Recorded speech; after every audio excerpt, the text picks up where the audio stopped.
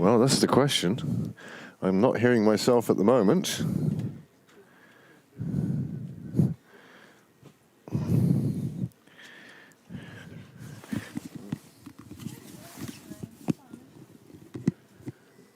Hello.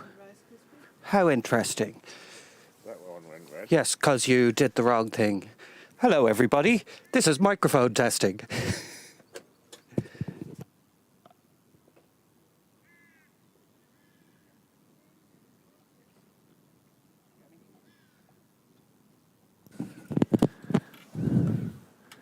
Oh, there we go. Good evening.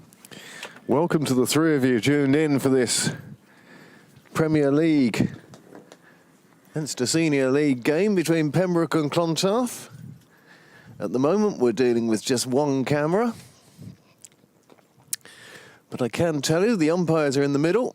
The Clontarf bats are heading there now.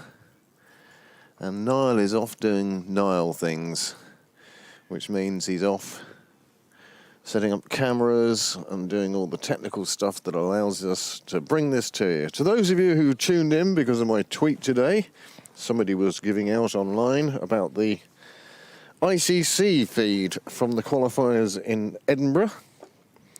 So if any of you have tuned in to see how much better Pembroke do it than the ICC, well, give us a chance. Go on, hang around for a bit. See what it's like. So, on the news front, Ireland are playing Australia.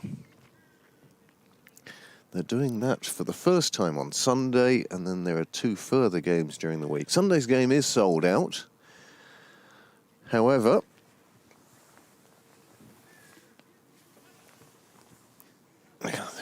it will be broadcast on ICC TV.tv. Doesn't cost you a subscription or anything like that.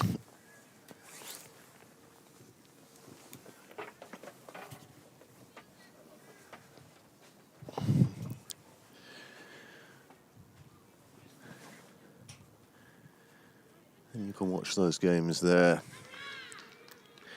Be a HBV production on behalf of Cricket Ireland for ICC.tv. And that will be the game on Sunday. Of course, previous to that, on ICC TV, you can pick up all the European qualifiers from Edinburgh. Ireland with a win today. They won by 7 runs against the mighty Italy.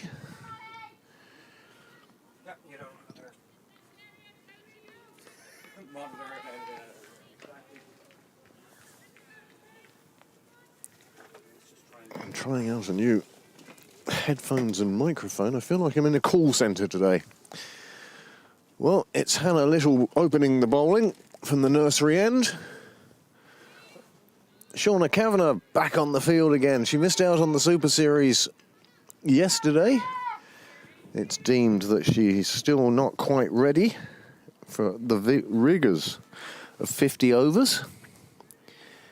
But for 20 overs, and especially a club game of 20 overs, she is fighting fit. She's joined by Claire Shillington at slip. And as I say, at the moment, we just have the one camera whilst Niall sorts a few things out. He's dragging wires left, right and centre as we speak. Hannah Little bowls a no ball, has a discussion with the umpire. Jeez, that's a good tight top, Theo.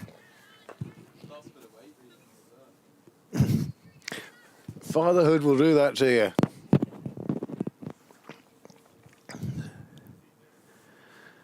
So Clontarf on the board, 3 on the board now. Oh, this one edge to slip, under edge to slip, I'd have thought. I'm just going to turn down the amount of noise in my ear, as much as I love the sound of my own voice.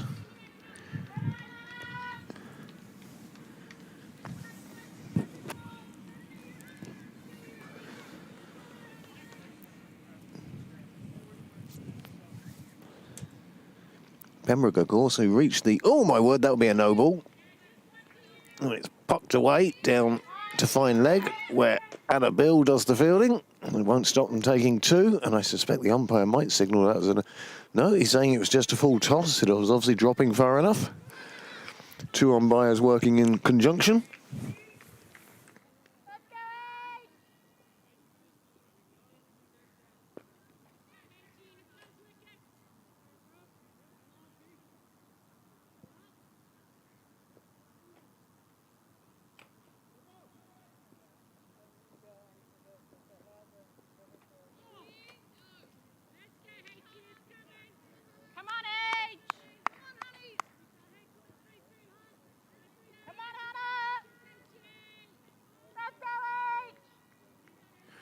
Many, many thanks to Niall for equipping me with this new headset.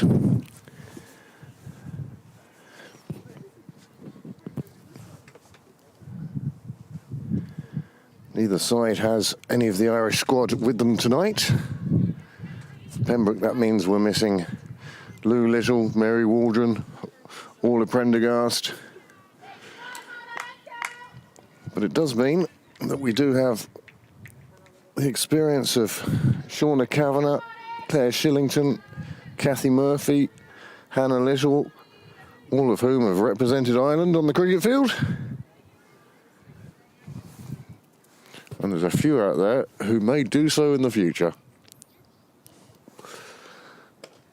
I have neither team sheet at the moment.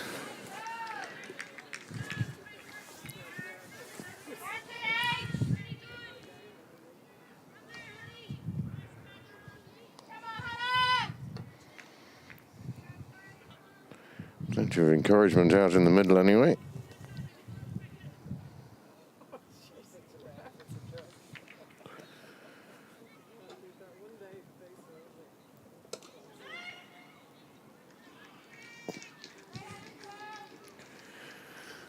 Well, I saw her back yesterday. And Christina Coulter-Riley is opening here today with Robin Searle. Both of them were playing in the Super Series yesterday. And this first over from Hannah Little.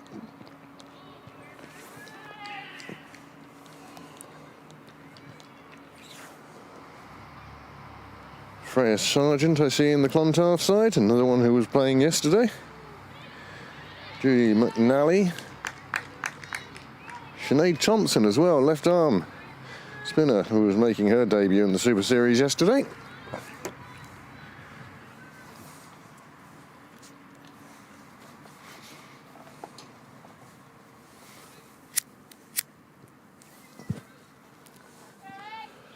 Eight of you out there in viewer land.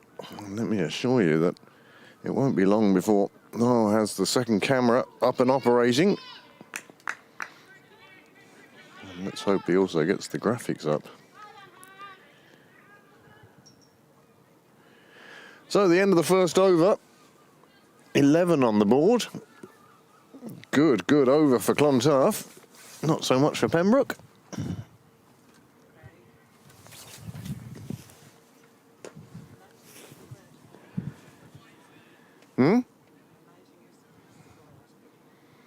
Okay.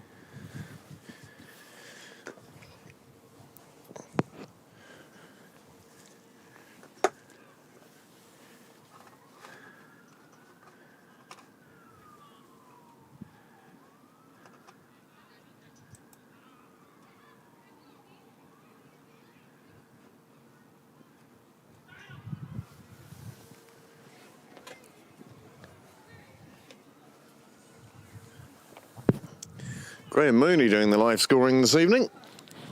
And that's given me enough trouble, and it's the over. I'll try and bring it up.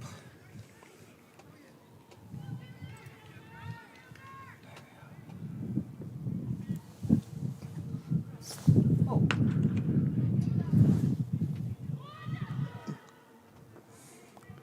Anna Beale opening the bowling now from the St John's end.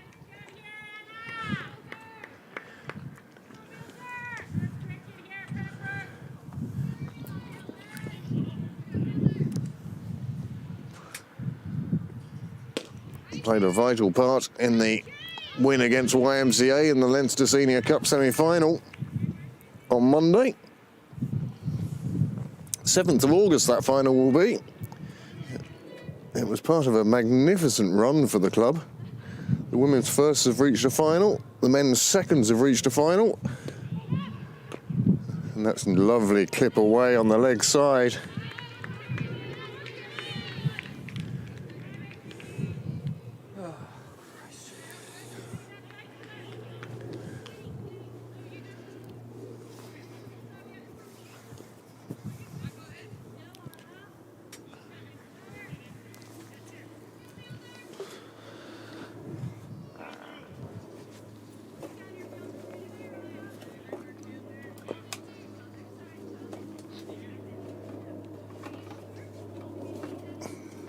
No slip in for Anna Beale.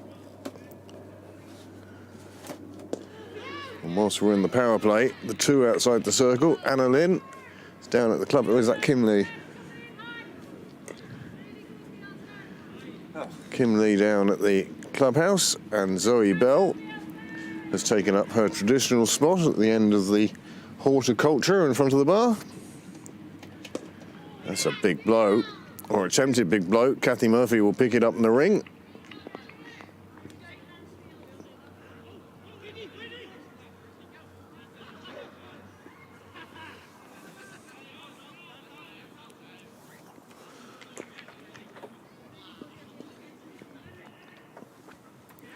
It is overcast. I think we might get away without too much rain, though. Oh, that's a misfield. It's gone straight through the fielder. Oh, and I can't see it.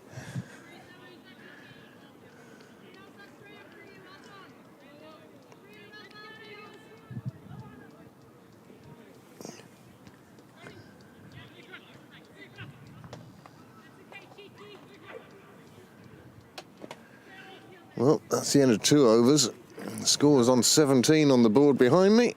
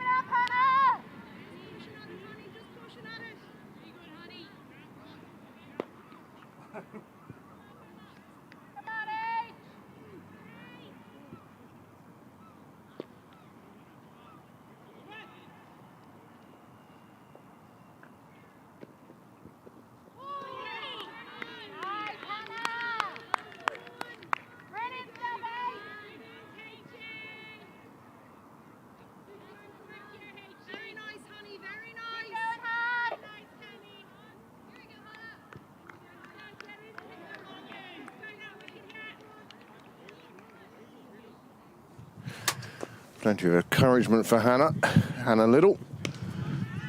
This one gets played out in the offside, well fielded in the ring.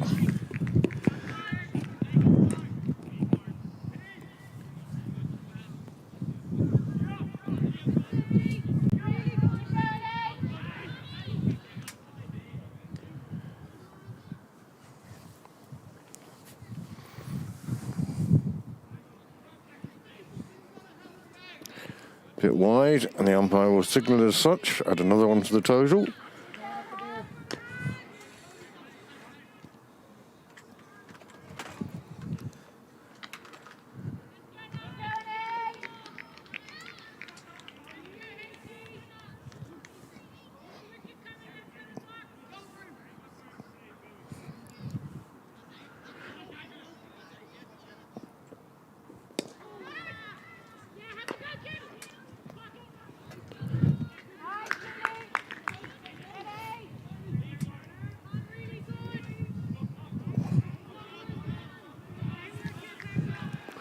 Seems to be quite a bit of wind noise from this one. Hmm?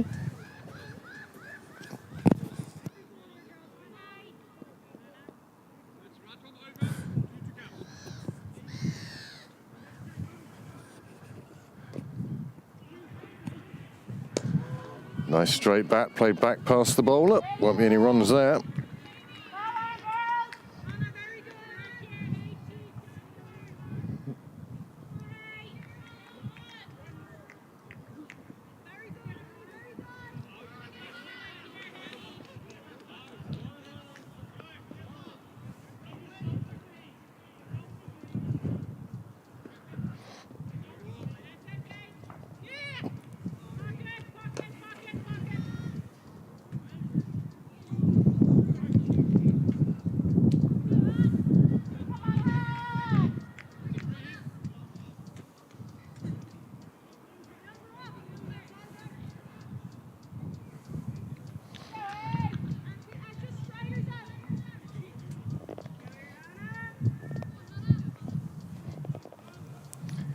The link for this game, of course you won't need it, you're already tuned in. It's now up on Twitter. Oh, full toss, powered away. Mid-on, does the fielding. Another single. Of course Riley, well, she's already moved on to 9. And Robin Searle, she's on 5. 22 without the loss of a wicket off the first 3 overs.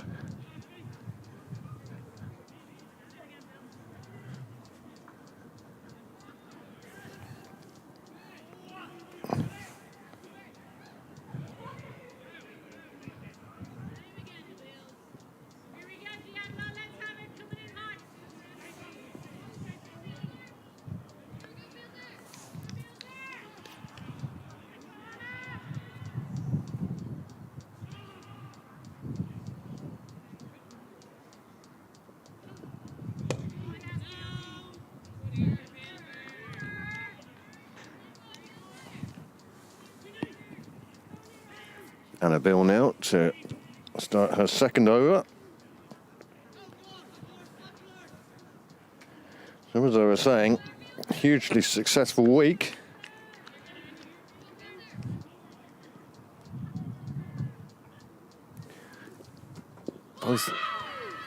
Both the boys and girls under 13 sides reached their cup finals.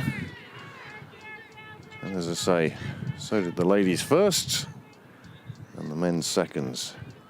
So a good chance of some silverware. As usual, it's the underage in Pembroke that lead the way when it comes to cups and medals. That one's played up towards Very Nickel. She'll just get the ball back to the bowler. No chance of a run out there.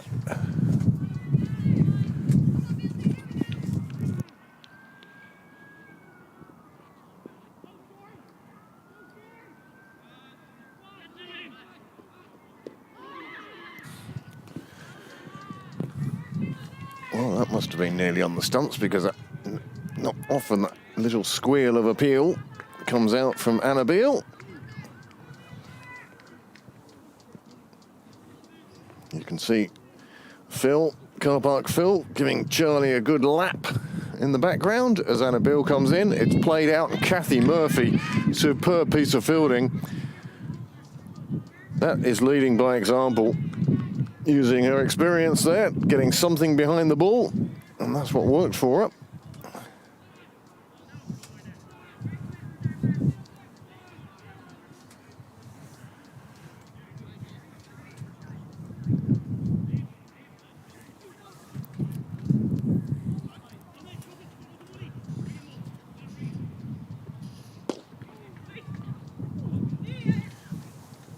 Well, I don't know if that was a chance.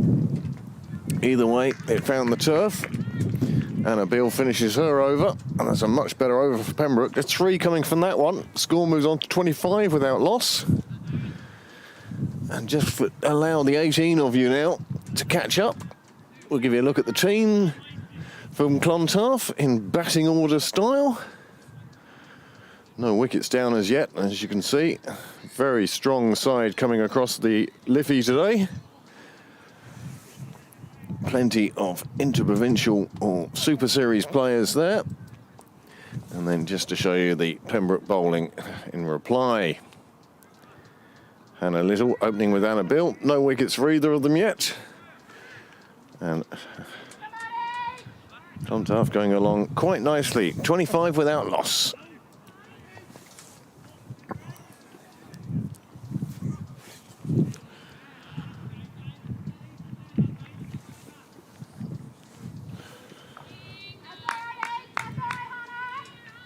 This one signalled as a wide. That'll be the 9th extra so far in the innings, and this is the 5th over.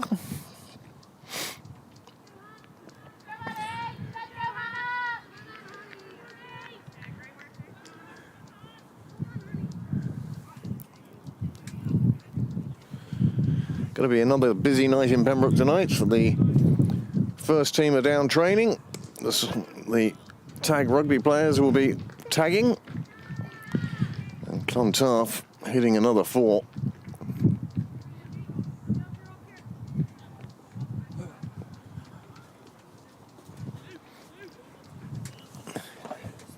So this is why you get up in the morning now.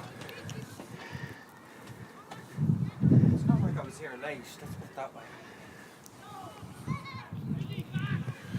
I was stuck in court today on a case.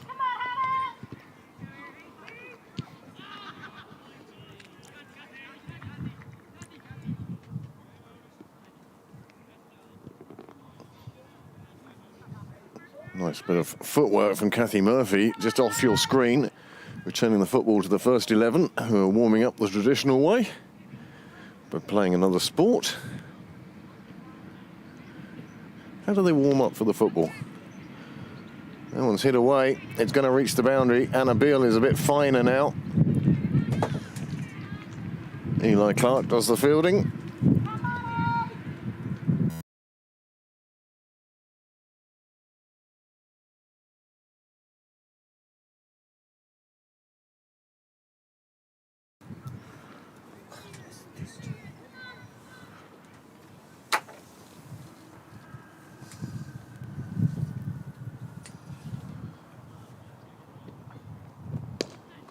Well, this one again, full, played out to mid-off.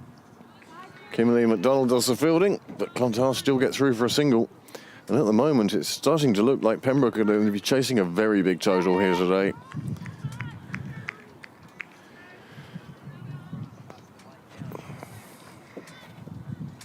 Mr. Crowley, Mr. McKenna Cooper. Good evening, gents.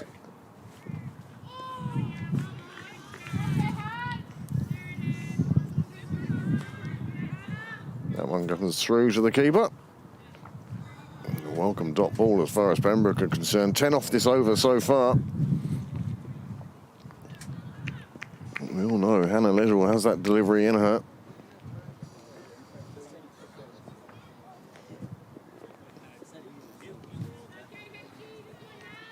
That wasn't it, though. Wide ball. Another one onto the total.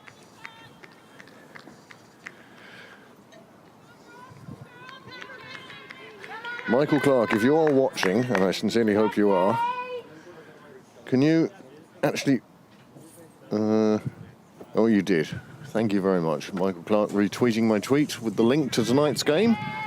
If you are on Twitter, Craig at PCC. Not only do you get the links to Pembroke's broadcasts, but you also get my views on Brexit and many other subjects.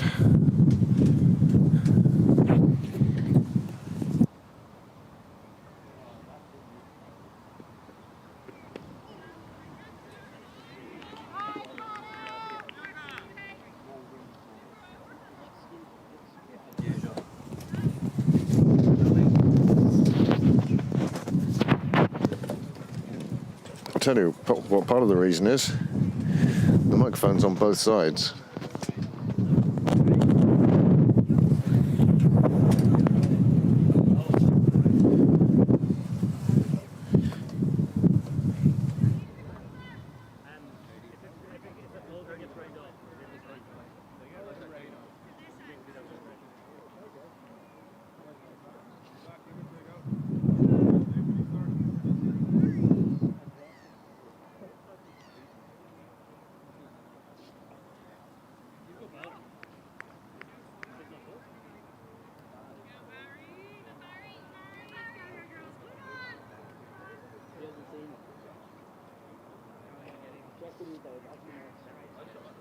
There's a pole outside. Where is it gravel?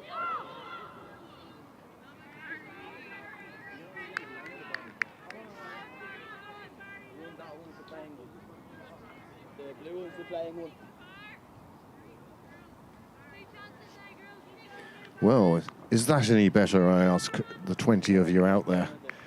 Somebody might drop me a text or a tweet or a WhatsApp message. Why has there never been anything short for a WhatsApp message? Wide ball down the offside, it beats even the keeper. And Leslie Ring has to do some tidying up, and she does indeed. Another one onto the total. The total is climbing quickly. This is the last over of the power play.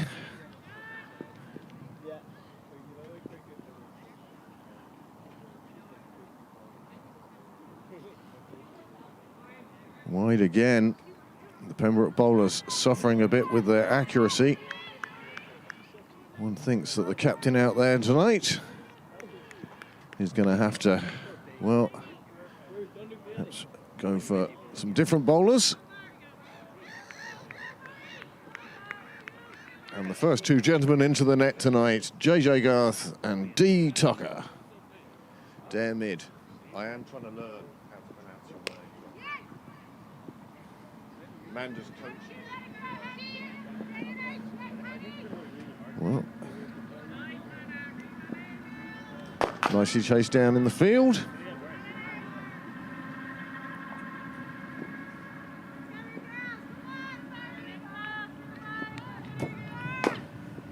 Returning to the old microphone.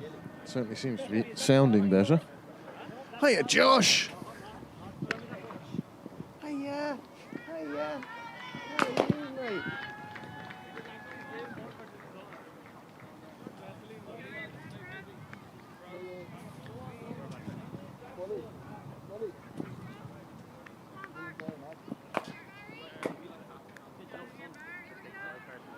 Nothing else, these headphones do keep your ears warm. The captain has gone with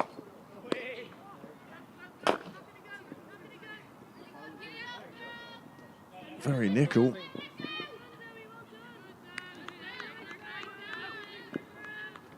Captain making the change in an attempt to take a wicket or be slightly more accurate with the bowling, but unfortunately so far, this over, well,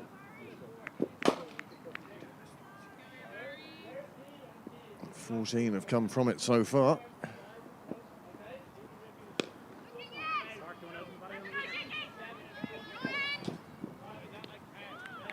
Good piece of fielding, but the single was taken handily.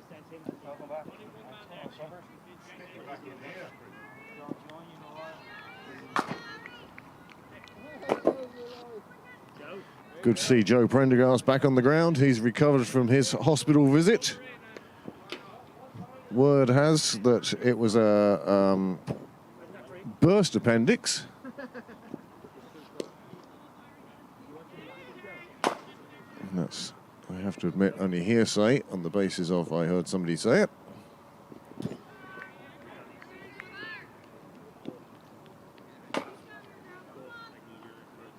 Long over for a first over, 9 ball over, plenty of runs coming, and the 50 is up for Clontarf. And the bats have scored 36. That tells its own story. I must sound like a broken record at times. However, it has to be said, just like catches being put down, it's not deliberate. No bowler is deliberately bowling no balls and wides. Sometimes it just takes a while to warm up.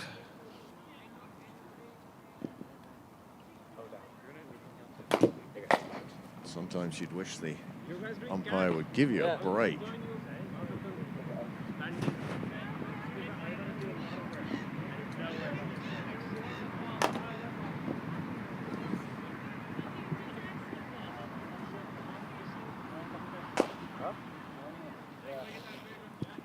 Just have to remind the lads.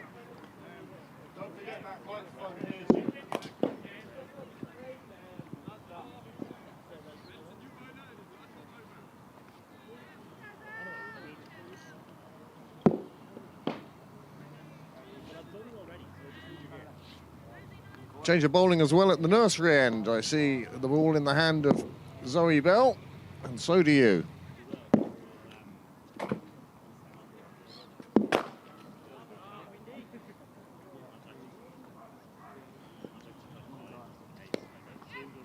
This one a bit short, hit back past the bowler. But there's cover there, and that will just be a single. Zoe Bell, of course, who played her part on Monday night, took a wicket with the first ball, I believe.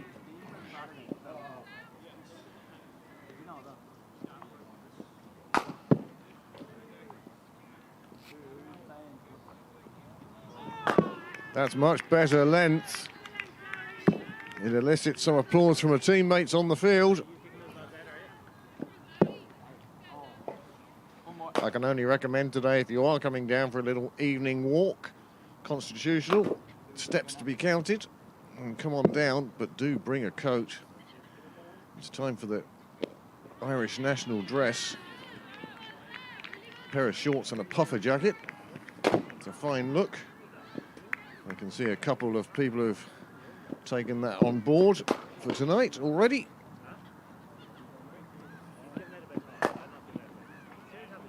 This one a bit too short again. It's cut away down towards third, and it's going to reach the fence where the recuperating Joe Prendergast doesn't even touch it. Following doctor's orders. Stay away from cricket for a while, mate.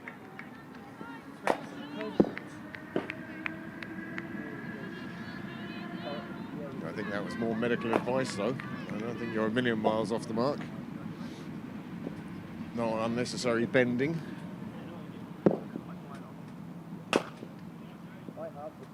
This one over-pitched, turned into a full toss and pulled out towards Cow. Where it's fielded and fired back in.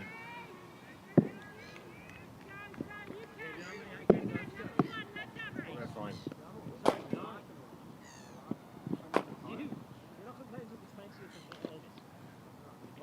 Again, when she gets it right, much, much better, but very well played that one.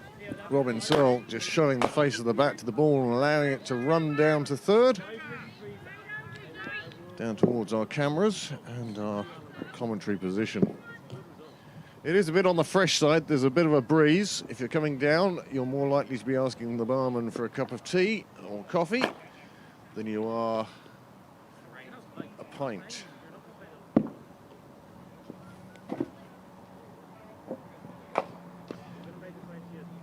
61 on the board now, and despite what it looks like, I can tell you the Pembroke fielders are still there. I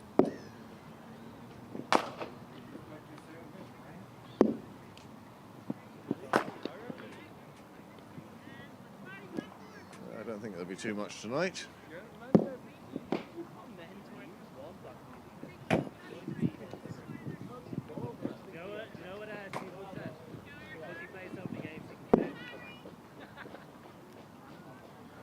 Very Nickel to bowl her second over. As you see on your screen, her first over cost 17 runs. She, her captain and her teammates won't be looking for a repeat of that, and Niall's quite right. Precipitation has begun. It's very fine and light at the moment, and I don't think the players are going to come off the field for that. You may find one of our camera angle changes. Do you want me to move this bench backwards?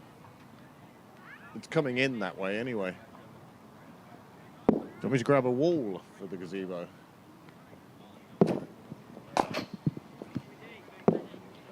Commentary will resume in just a few minutes.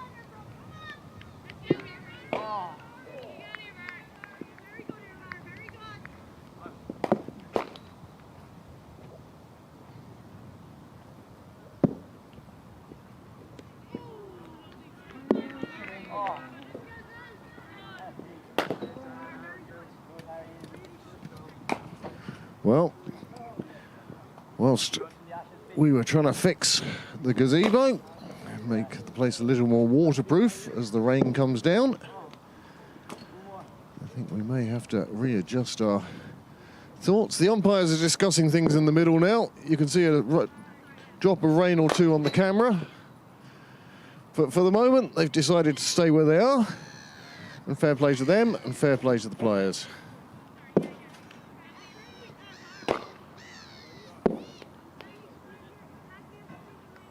It's coming down a bit heavier now. I tell you, if I was wearing glasses and playing, I'd be asking questions. The question being, what are we still doing out here? 68 for naught now, after 8 overs. Run rate in excess of 8. Well, that means Pembroke are going to be chasing something. Well, it could be in the region of 200. These two keep going. Ball's going to get wet for poor Zoe, trying to grip it with her fingers.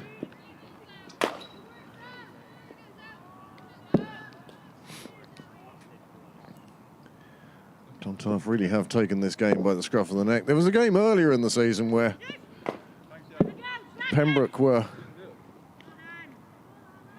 in a bit of trouble from the opening batsman. On that occasion, the rain came down as well.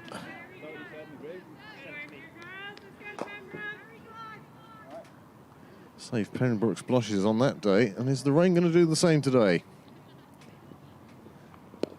Well, that's nicely lifted into the leg side, as that's where I put the cover on the gazebo, or the wall on the gazebo. I can't see what happened, but it was on the screen. It's just I couldn't see it exactly live. So Zoe Bell then, bowling from the nursery end with her off spin. That one was a bit short, but on this occasion Robin Searle couldn't put it where she wanted to. Changed her mind, I felt.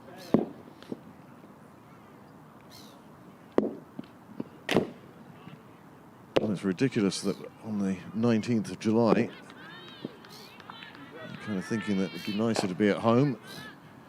Let's light the fire.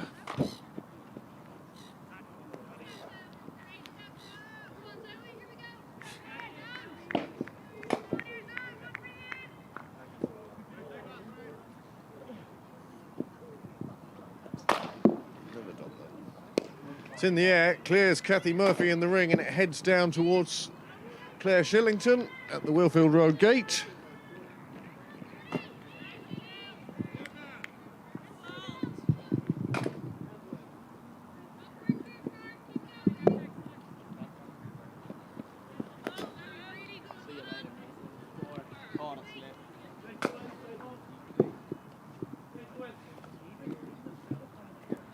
It's magnetic, but it's sticky.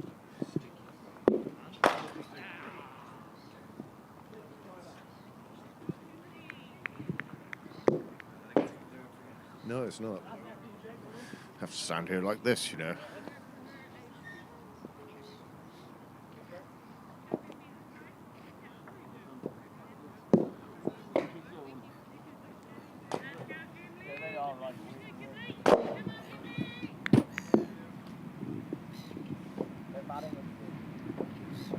Change of bowling again at the St John's end.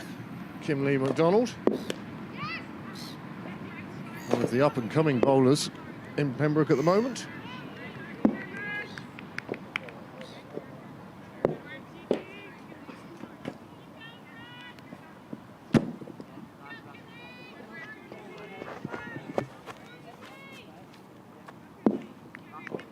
It's not like you're using it. It is still raining. It certainly is. It's coming down at a sort of 45-degree angle now. Oh, what a lovely shot. Well, it's T20. You see all the fun of the fair here. Super shot, just lifting it straight back behind the keeper. There wasn't anything Shauna could do there. And 4 more go onto the total.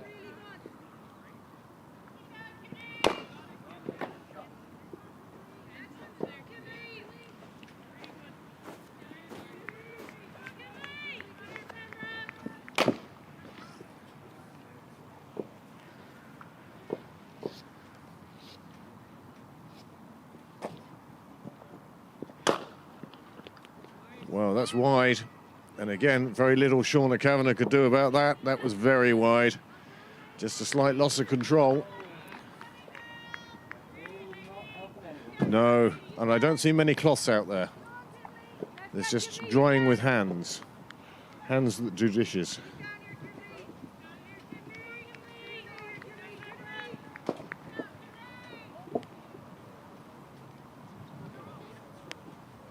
that for you or for them?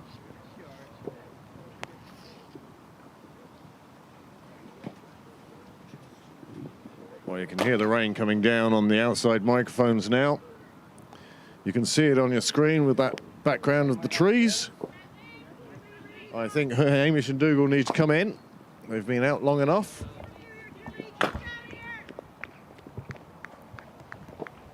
And cursing you here now is Niall tripping over a wire or something.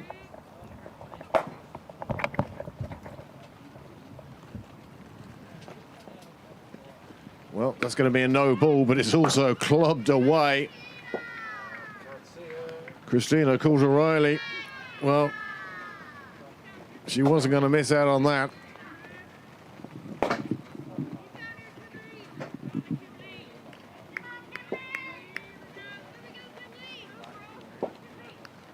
Quite amazing shot, and now she has a free hit as well.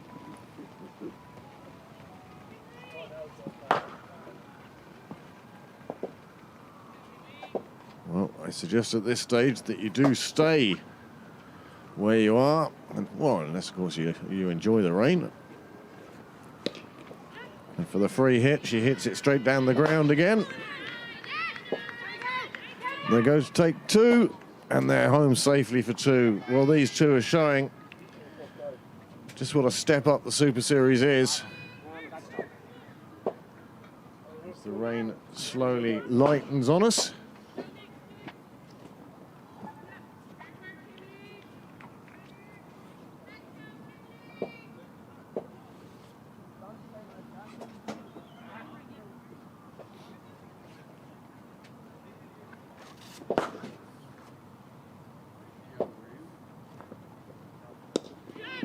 Played away on the offside. They come through for the single.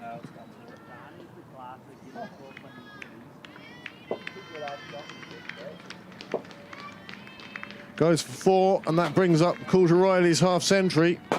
It's only taken her 41 balls. That's a super knock. Not easy conditions to bat in. Not easy conditions to play darts in either, but... Not easy conditions to stream a cricket match in either. No, streaming... Well, I've done okay. I've been under the gazebo the whole time. You arrived after the first bout of rain and could get under the gazebo for the second. Yes, well, I do...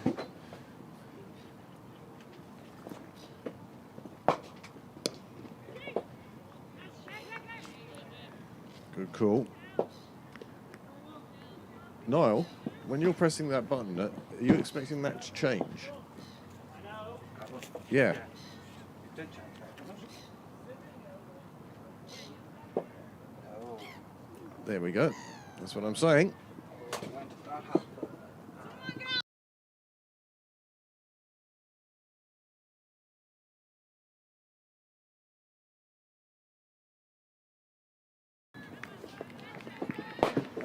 That's great. Well, the audio's still okay. Well, there you go. And we have a Trish passing me. So, sounds much better. Thank you for a fab comment. Just with that. Trish passing me. Thank you very much, Trish. I'm glad you're enjoying the coverage. Zoe Bell now, once again, she's into her third over. She's finding it very hard to find the right length with this wet ball. It's definitely going to be to Clontarf's advantage at the moment. Distracted me as I was about to shout that. For good reason.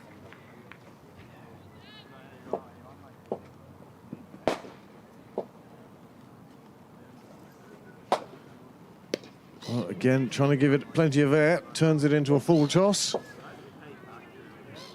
Fielded at mid-on, very nickel.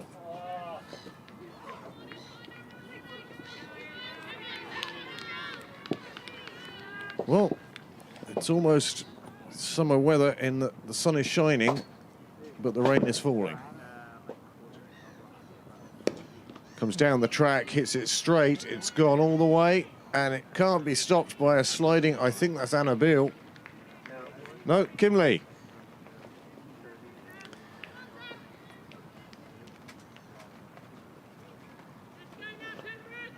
Obviously, not two players you get mixed up side by side, but sliding across wet grass, one of them.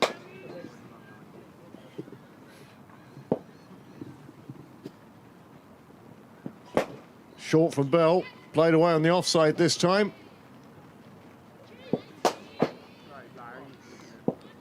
Nicely fielded.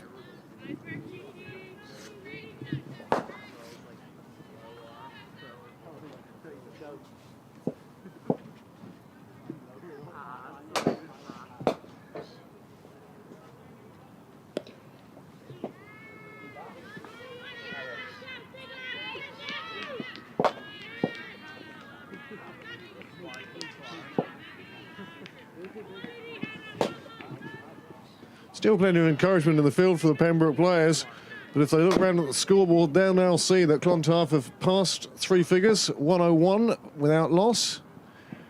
Coulter Riley celebrated a half century in the last over. Robin Searle, well, 28 off 26, 29 off 27. Zoe Bell, 3 overs for 23.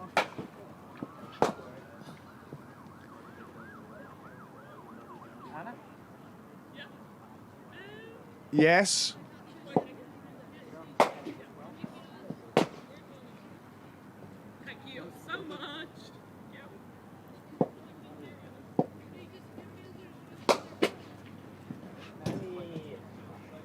Anna's like, Boulder's like, yes!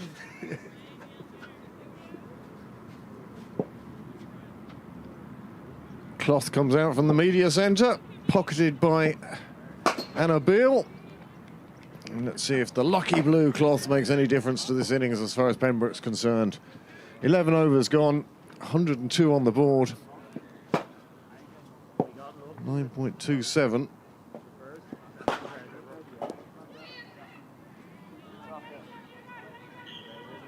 Just a single taken, and that's been one of the hallmarks of this innings by the Clontarf openers, this partnership, is they haven't felt the need to go big all the time.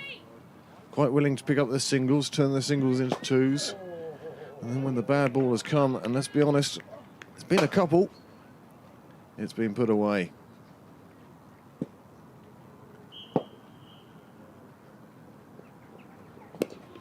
Nicely played down the ground to Anna Beale. She picks it up. Oh, she remembers she has the cloth. Just while the sun is shining. Just a quick shout out. Mary Sharp, I'm sure, is watching this game. One of our 23 viewers. Hope all is well, Mary. Wide ball. Another one who might be tuned in. Also recuperating at the moment, Robbie Brophy. So, Robbie, if you are tuned in, or if you know Robbie, send him a text, say hi, say get well soon, and we'll see you down the brook soon.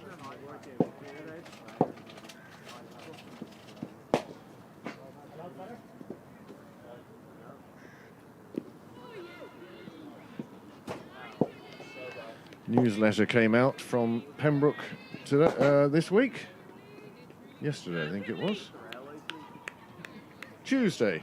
If you're not signed up for the newsletter, I tell you, it's well worth. Very informative. Tells you what's going on in the club. Keeps you up to date with all events, games, results. Nicely clipped away through square leg.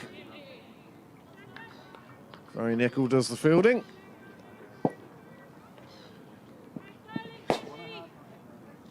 Keep going now, Pembroke, every single ball. Very good, Bailey.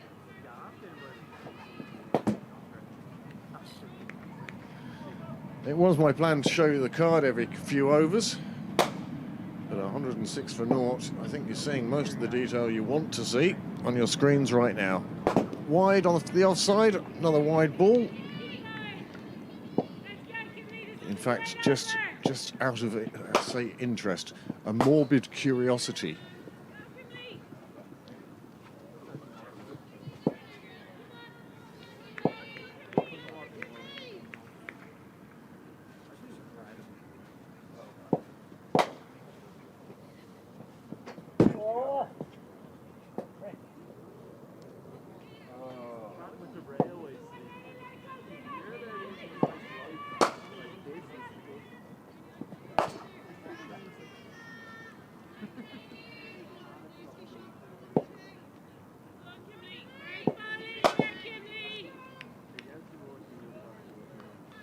Well, we're in the 12th over. 109 on the board.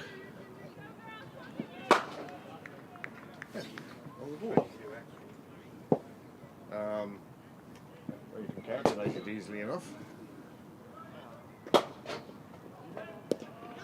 Okay, now with having been in for 12 overs, you get the feeling that the Clontarf bats now are thinking to themselves, we can afford to take a few more risks. We can take on a few more bigger shots. And at the end of the 12th over, 110 without loss. There is the batting card. We have no idea if that's the batting order below. It may well be. And there's the Pembroke bowling figures. Just the 5 views so far. And, well, it hasn't been the best of nights for this Pembroke attack. Of course, Sean of Louise Little, Orla Prendergast. Yeah. It's in the air again, and it's cleared the fielders again. It's going to run away towards the floodlights just by Con's Nook. 2 lovely benches in there. You get a great view of the game as well as appearing on Pembroke Live channel. Also a picnic table down there. I've seen many of the small little party have taken up residence down there during games now. It's definitely a spot that gets claimed early. It does. It's come down and put your towel on the deck chair stuff. Full of length. Pulled away behind square. Behind the first. Oh, there they are. We apologise for that brief view of Joe Prendergast.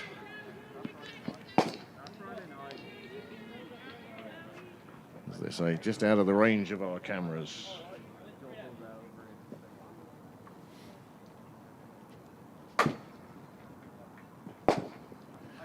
Well, possibly the first false shot we've seen in 24 hours, I'd say.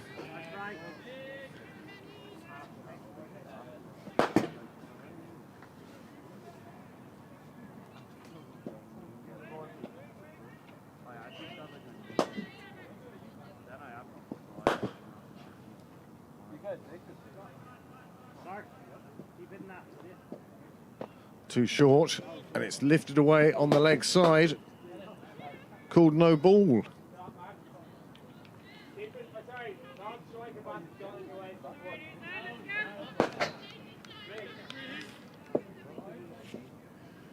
Many congratulations, of course, to club president Dave O'Riordan, who made himself available for the over 40s team, and they're going to be playing Wales at some stage in Anglesey Road. So Dave putting on the green shirt. Oh, a lovely shot lifted down the ground, but Charles. Well, that's what you get for a free hit. How many times do you see catches taken on a free hit? No pressure or anything. Most entertaining newsletter. Good report on the Warrington game and other stuff and upcoming events. So if you're not already subscribed to the newsletter, I think you can do so through the website. Certainly be worth investigating, and if you can't, then complain to me and I'll find out the answer.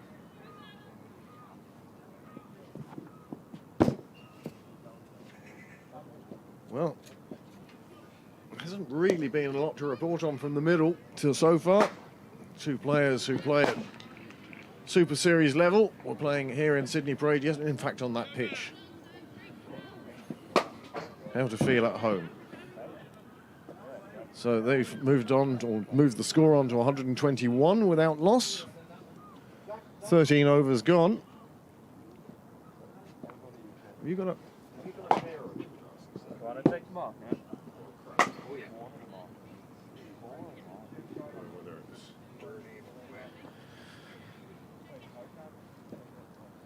Well, the rain has stopped now. We could possibly take down the wall, or at least part of it. But I'm kind of like enjoying the shelter from the wind.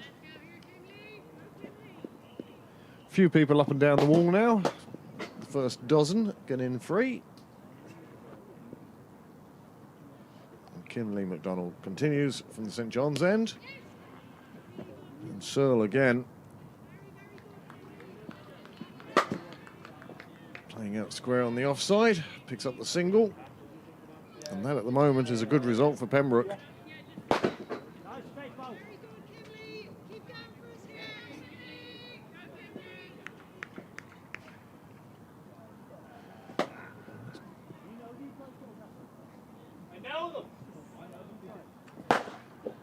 Clontarf now have upped the run rate to 9 1/3 off an over.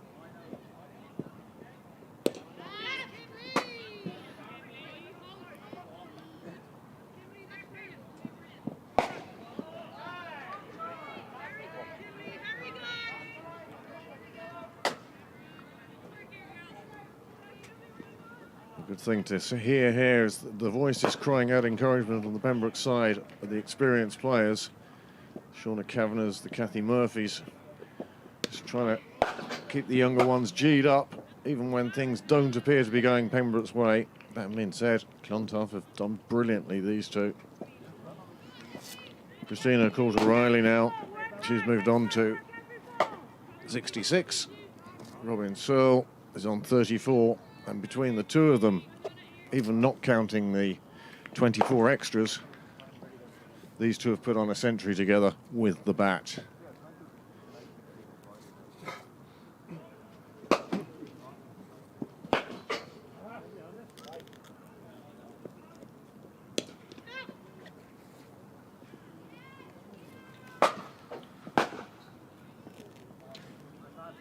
Another one goes to the boundary.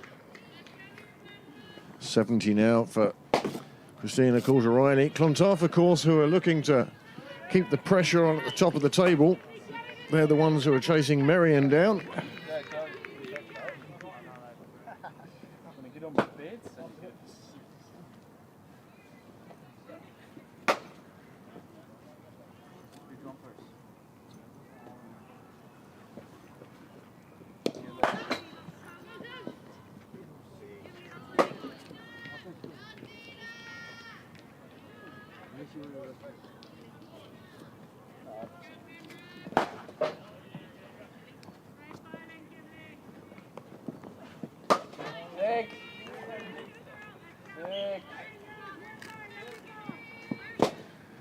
Pembroke at the moment languishing in 6th place in the league. As I say, Clontarf are the ones who are trying to keep some pressure on Merion. There's only 1 percentage point between the two teams at the moment, so no doubt we're getting a few viewers tonight from Merion Cricket Club. They'll be keeping half an eye on this game just to see what Clontarf are doing. Well, they're playing tonight also, I think.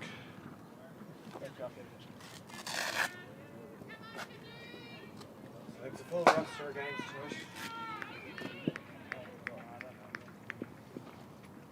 I do believe there's live scoring going on in Merion.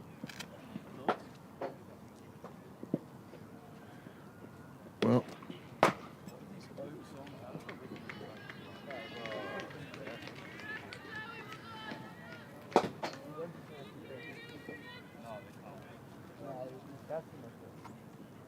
Well, in fairness, Merion are 134 for 1. So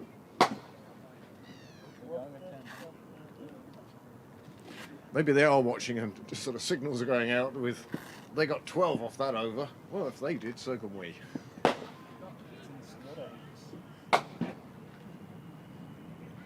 Up the road, Polly Ingus is on 80.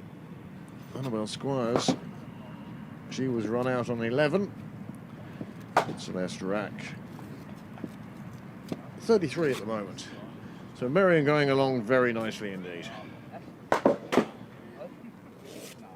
However, back to the game in front of us.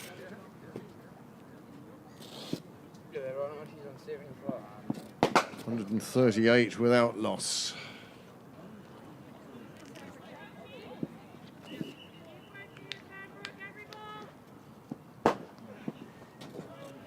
And Shikala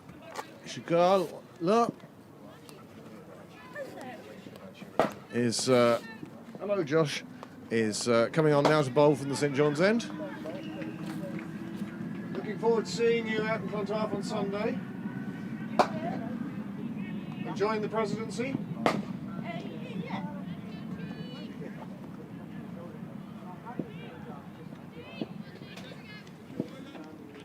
President of Clontarf down to watch her first team playing today, Susan Bray.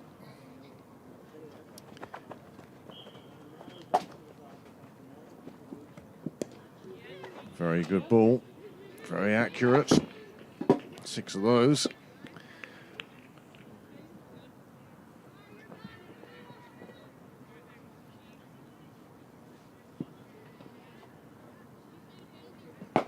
Shupler is making her debut season 2023. Bowling from the nursery end. And it's looking more and more like a nursery as those bushes go into bloom behind the bowler's arm. Nice shot for 4. Searle enters into the nervous 40s. Fearful 40s. Frightful 40s. Well, with there only being 5.4 overs to go, you get the feeling that the Clontarf bats are really going to be looking for the ropes now. That's a good bit of fielding by Bell and a good bit of backing up by Murphy. Zoe and Kathy combining there, saving 3 runs. 144 at the moment. Well, what sort of total are they looking for at the end? I mentioned 200 earlier on.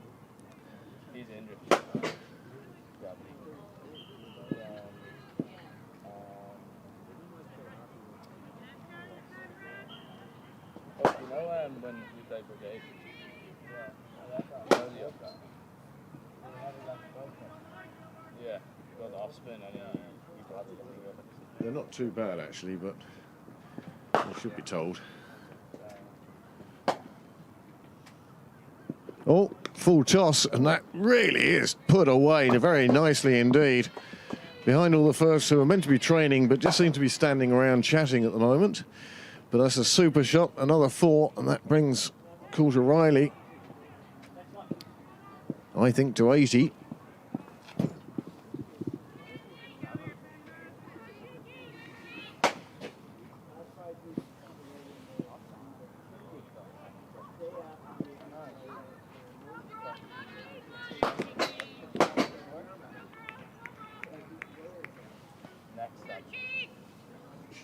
Shika now.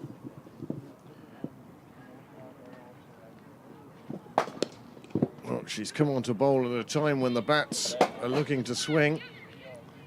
Taking 2. The 2 earned by the ball spending so much time in the air.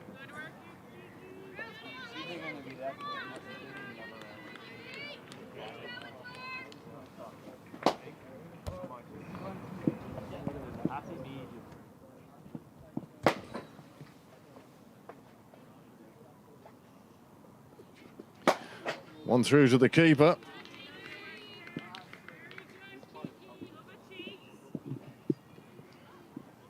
before you ask for the replay, there might have been one. Yeah. That was the last thing that was acting funny that I just eventually went. I took it from your laptop being shut up under a box. That's not the laptop, that's just a screen. That's what's given that.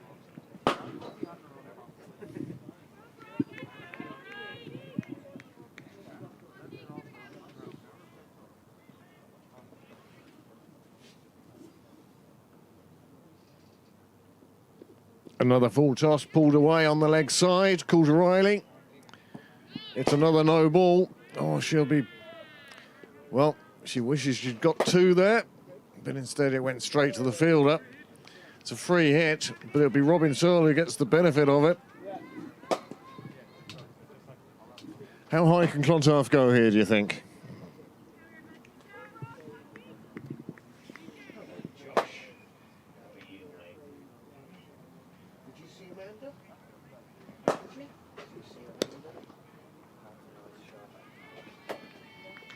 Well, that must be close to being shot of the day. I like the ramp. The ramp's been my favourite so far. And another over goes by. 20 runs coming from it. And with 5 overs remaining, 158 on the board.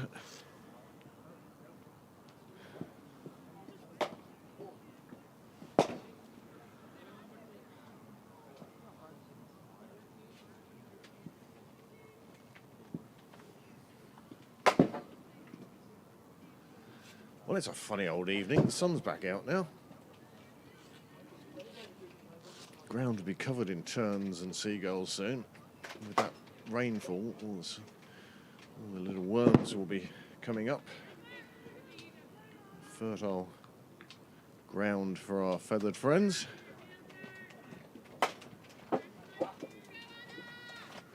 Well, can't see this particular broadcast getting too many reviews.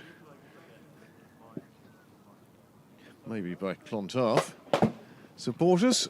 Nice shot, pulled out into the leg side. Kathy Murphy is there.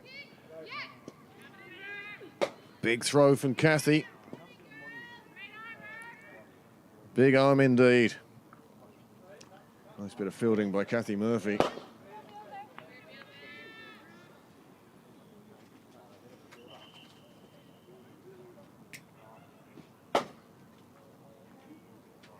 Beal again. It's length she needs to get right here now. Anything short or too full is going to be swung at like a chimp on a tyre.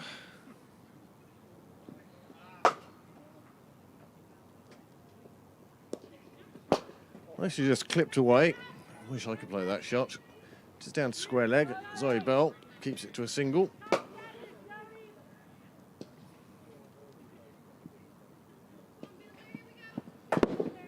Well, already in the chase, Pembroke are going to need over 8 and over.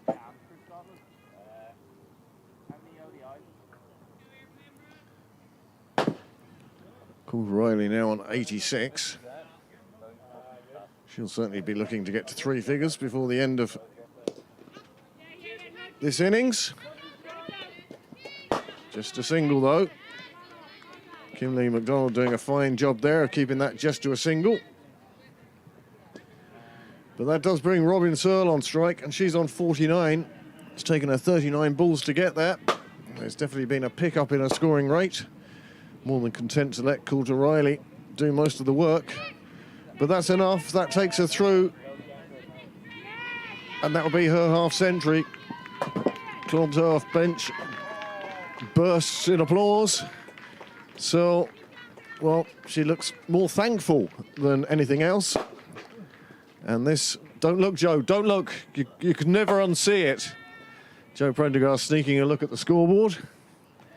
Well, Robin Searle picking up her half-century. She'll be delighted, as will her team. 164 now in this, the 16th over.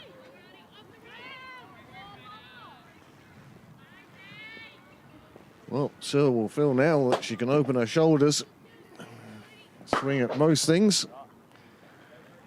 Coulter Riley, she is now going to be closing in on the century. Just 4 overs left. She does still need 12. Now, at the rate that Clontarf have been scoring, you'd think it wouldn't be a problem. But it's amazing how you can tighten up in your batting once you get into those nervous 90s. Well, the introduction of another bowler now. Lainey Martin comes into the attack. She's going to come on from the nursery end. The SMC end. SMC print and design. Just above your bowler's head.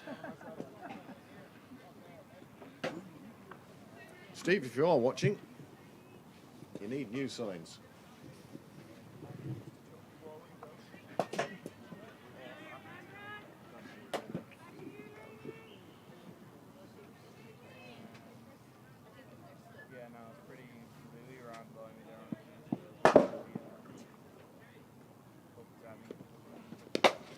Nicely played away on the offside. It beats the fielder and nobody else is going to stop it.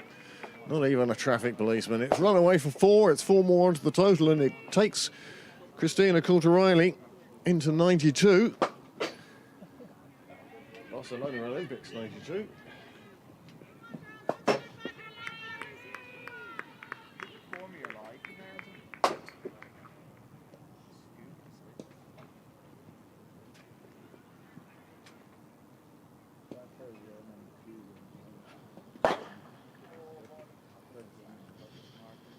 Martin again. This one's too full. It's going to be signalled a no ball. It's hit down towards Cal. Running down the hill. 3 fielders converging.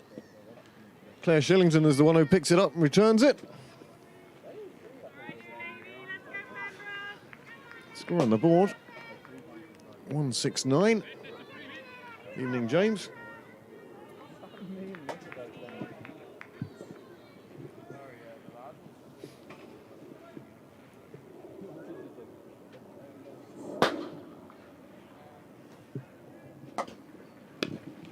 Well, from 2 full to 2 short. Pulled out that way again. This time it's Hannah Little.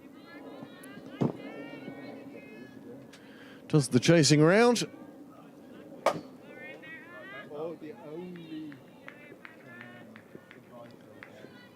Coulter Riley has very quickly moved on to 96 now. And she deserves this century. Well, she played through the rain. Got a side off to a solid start, undoubtedly helped by some of the Pembroke bowlers. Oh, flashing blade outside off stump.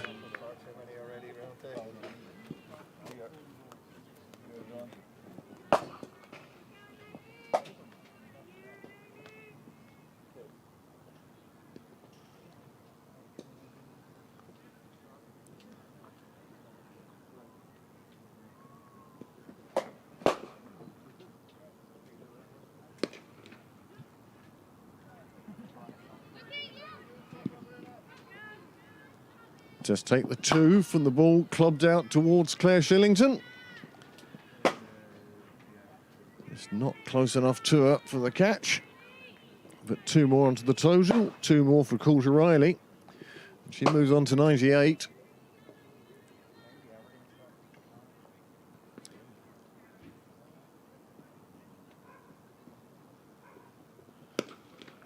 And this one's hit that down the ground again. Pembroke are doing all they can to keep her in the 90s.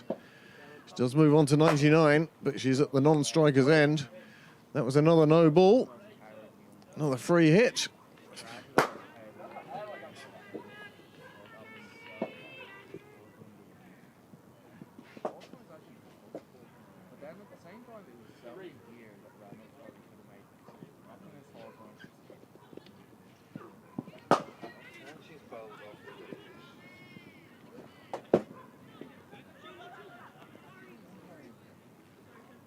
Well, what happened there? Bowled off the free hit. Ran, I presume.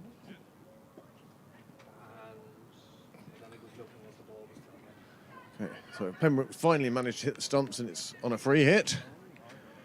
And they go through for the single. I hate those rules. I think it's laws. I think it's rules. Yeah, they're regulations. If you're bowled, that should be dead ball. To me.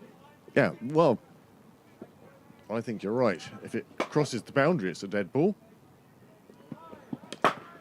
So plays this one away on the offside. The fielder comes in, one-handed pick-up, throw. Oh no, that was Christine Coulter-Riley. Oh, after all that build-up, and I missed it. Her century. Century has come in 72 deliveries. Absolutely delighted. Herself and her partner now have put on 180. And 151 together has come off the bat. And that's some achievement in a 20-over game. 3 overs to go. Good evening. 3 overs to go, and Pembroke still yet to get on the board as far as wickets are concerned. But many, many congratulations. Christina Coulter-Riley, well, she didn't get as many as she would have wanted yesterday, playing in the Typhoon Scorchers game. But today, she's clocked up 100 for her club. It's taken her 72 deliveries, and 13 of those deliveries she's dispatched for 4. Her strike rate, well, that's a very respectable, although understandable, 138. 39. Who's going to fuss over that? Fine century, and that will be reported on by Cricket Leinster, I have no doubt, before the end of the evening. Super knock.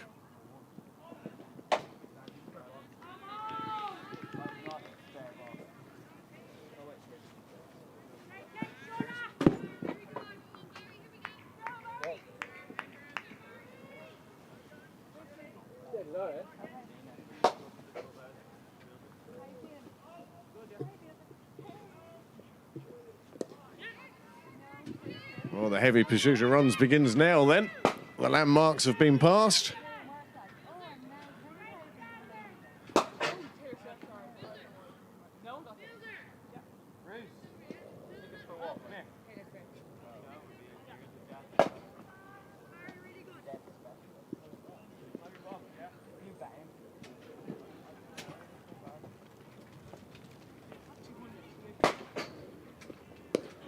Beautiful straight shot. And that crosses the rope again. No checks at that border.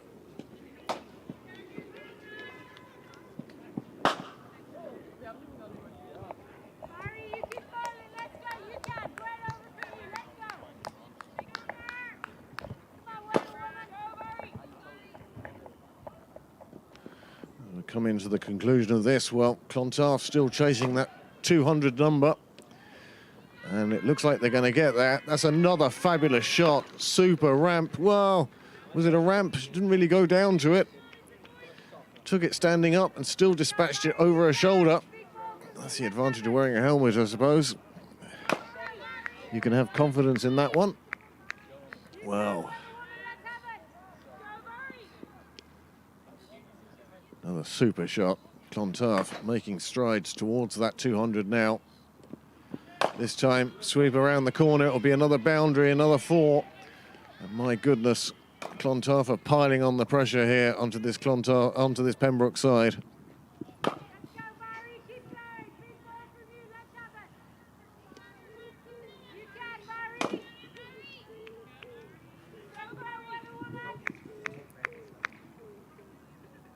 No, because my hand is down here.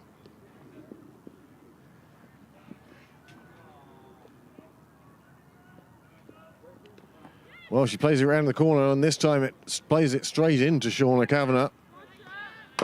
And off her shoulder. End of the over.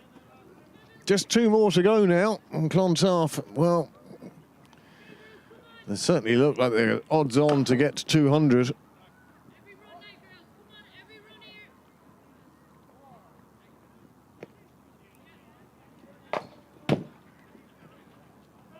And Abil, as ever, keen to get back to her mark when she's bowling.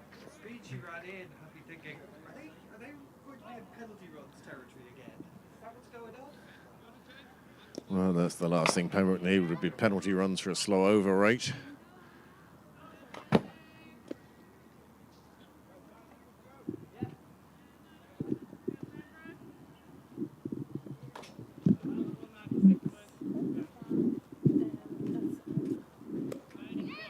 Big club out on the offside, but it only reaches Laney Martin on the edge of the ring. 30 yards away, and 30 yards obviously a lot further than 22 yards.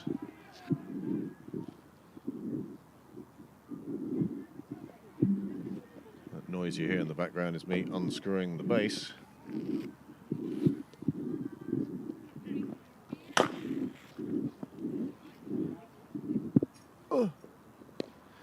Just played away on the leg side. Kathy Murphy has to come in a long way from where she was. Calls for Backett.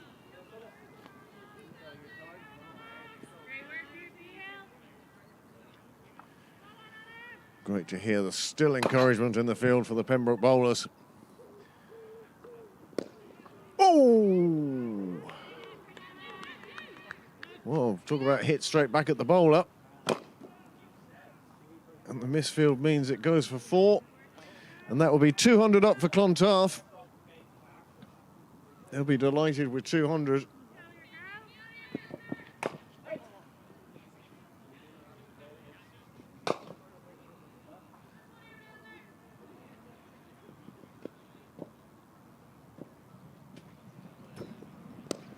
Another one played away on the offside. This will be deflected and saved from the boundary. Teamwork not quite there for Pembroke today.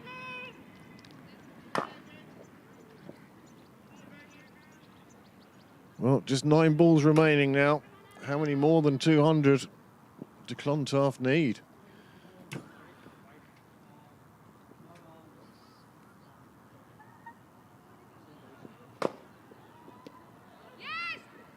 Oh, well called through by Robin Searle.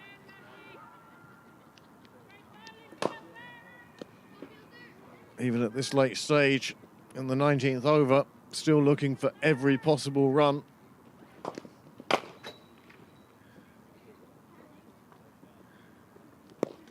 This one taken on the full, punched out to long on. Claire Shillington comes round, picks it up.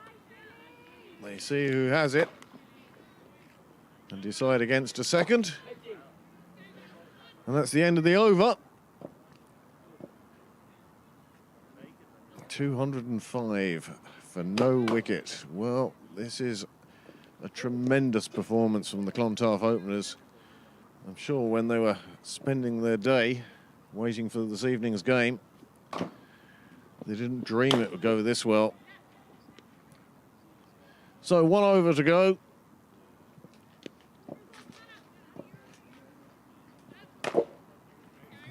Robin Searle to face. Going to face her 50th ball now.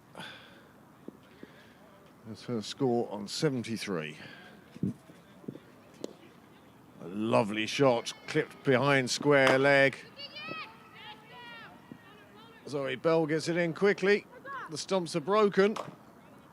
And that's one of the few appeals this Pembroke side has had in the field in this first innings.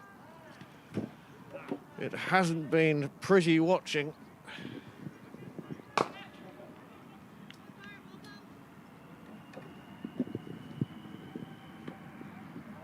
From the home side's point of view, the blue and red of Clontarf will be absolutely delighted at watching this display. Oh, and even at this stage now, look, they're taking every run they can, even the overthrow. 3 more onto the total, and that kind of sums up Pembroke's innings with the ball.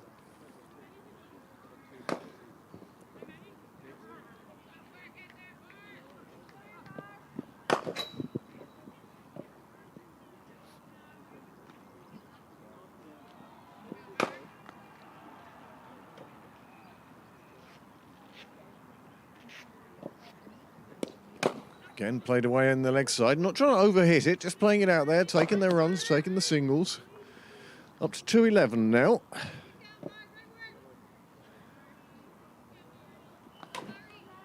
That's a wry smile on the face of Anna Beale as she looks back towards the camera.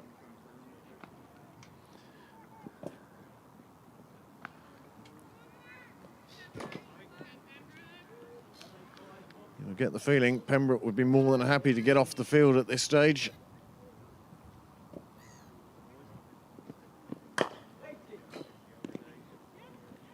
Again, this one comes off the pads and just rolls out the leg side, but they take the run.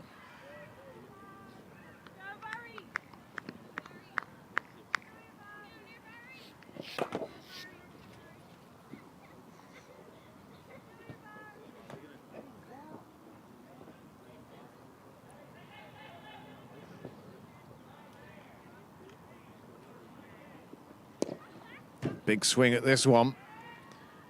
Same result as when she was timing it out on that side.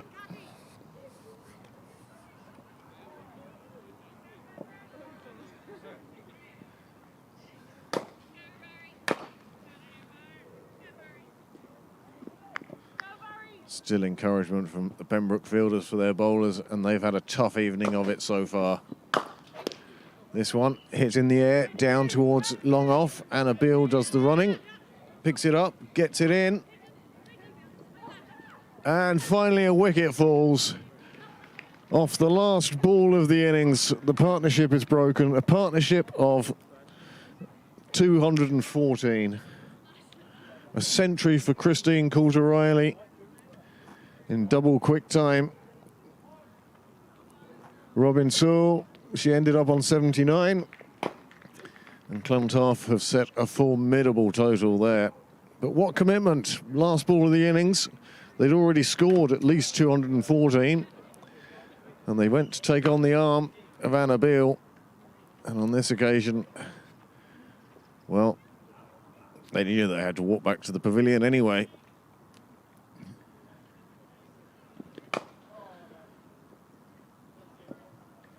Well, as they make their way slowly back to the sidelines, and I don't blame them, 20 overs of batting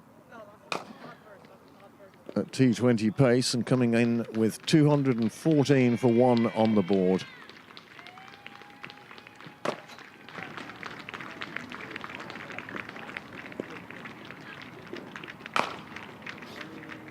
What a fabulous welcome from their teammates and applause from their opposition. And at the halfway mark, Pembroke are going to need 215 from their 20 overs. We hope you'll join us for that second half, and we'll be back with you in just a few minutes.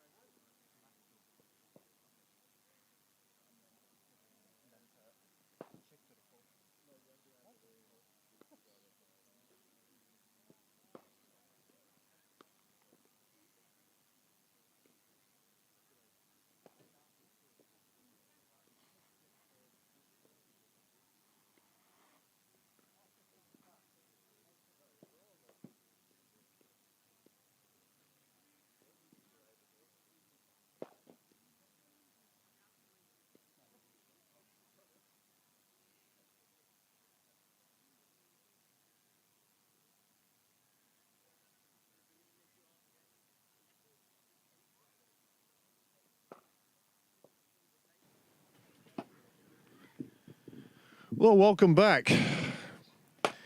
We've seen a first innings with, well, lots and lots of runs. An awful lot of them were earned by Christina Coulter-Riley. She scored a lovely century. And as you see on your screen at the moment, Robin Searle, well, she ended up on 79 not out. Clontarf scored 214 for 1, which Pembroke will now attempt to chase down. I'm sure the figures on your screen will change very shortly as our live scorer, Graham Mooney, does his thing.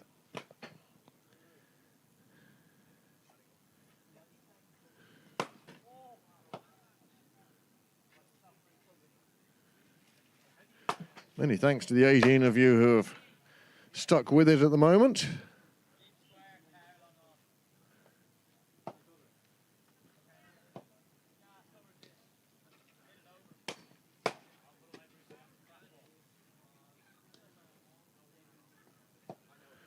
Many congratulations to the Ireland men's team who earlier on today registered their first win in the European qualifiers of the T20 World Cup qualifiers.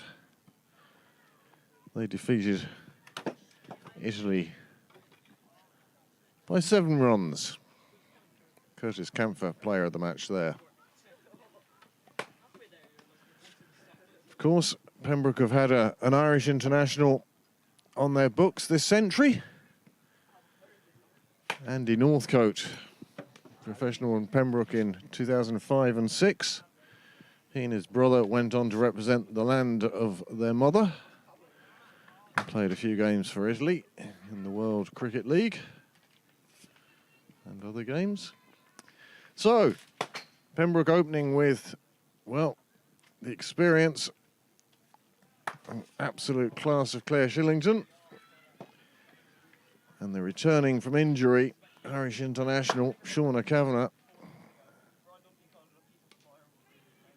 Well, that's a lovely shot from Shillington first up. She goes back on that one, cuts it square to the fence and gives it the perfect pace to get Pembroke off to the perfect start. 4 off the first ball. What's that now? No, it's too early to look at the worm. No, but it's not too early to hear what's going on.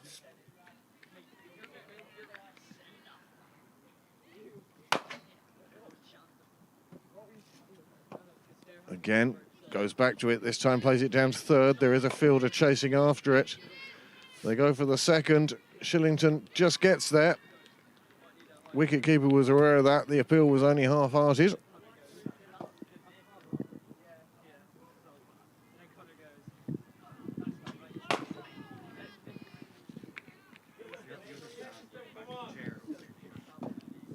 That and there. You know the other one. Oh, yes. Yes.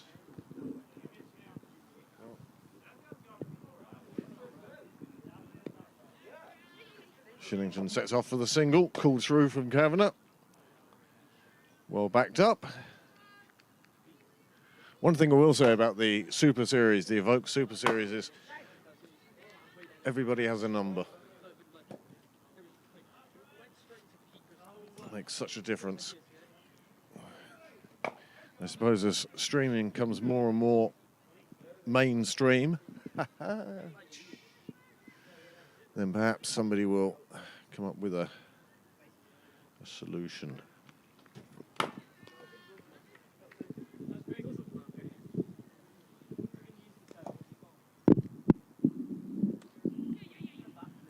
Cut away by Kavanagh this time. They go for one. It beats the first fielder, but not enough to allow a second run.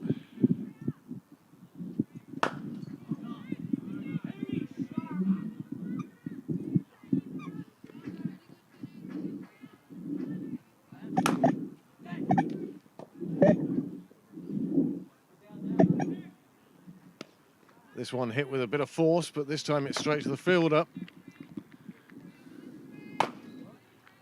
Mid-on doing a good job. Freya Sargent it is opening the bowling from the nursery end.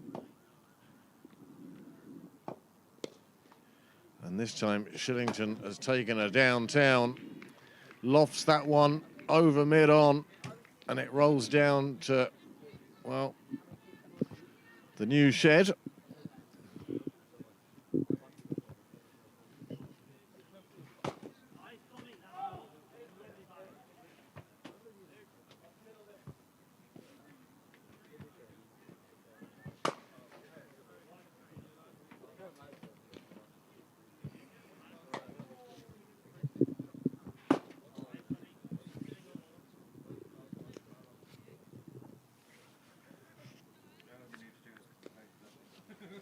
Put out the legs. Yes. Or kneel on it.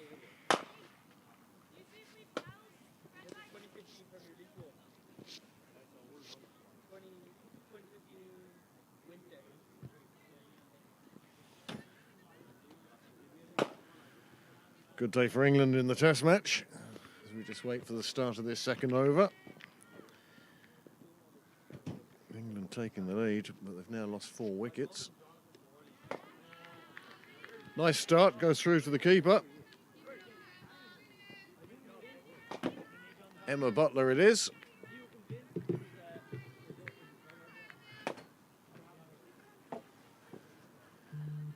She's bowling from the St John's end. And this time it's clubbed away on the offside. Just be a single.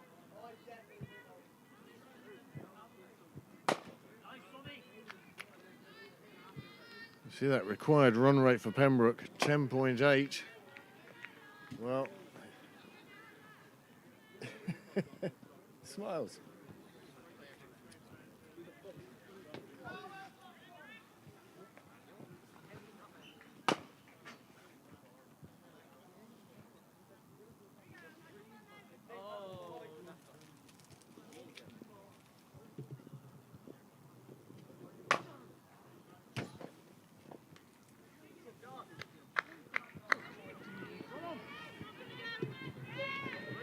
Lovely shot from Shillington behind square on the offside. Picks her up a couple. And you can see there's serious intent about Shillington and about Kavanagh this evening.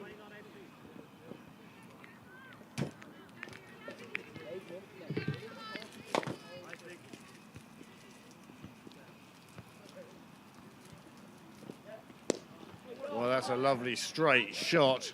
One bounce boundary. Sebastian McKenna Cooper doing the fielding.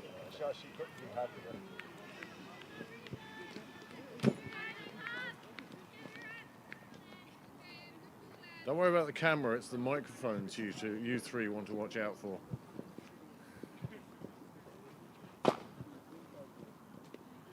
Fade away to gully, it goes straight there. Seems to take the glove with.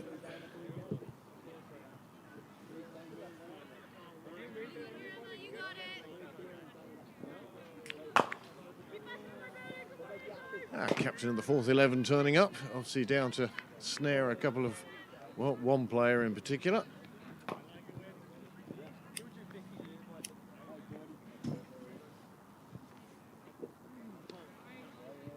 Well, first wide. It may be that fall back over her head has slightly unnerved Emma Butler, overcorrecting and just going a bit too far the other way. Another run onto the total.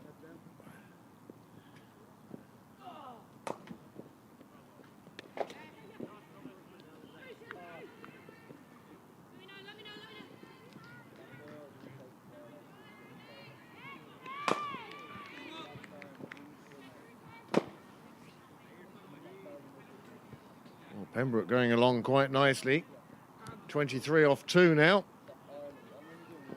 Shillington has already moved on to 18.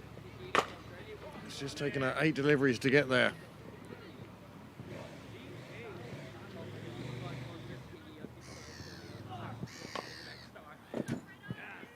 Evel Knievel leaving the car park.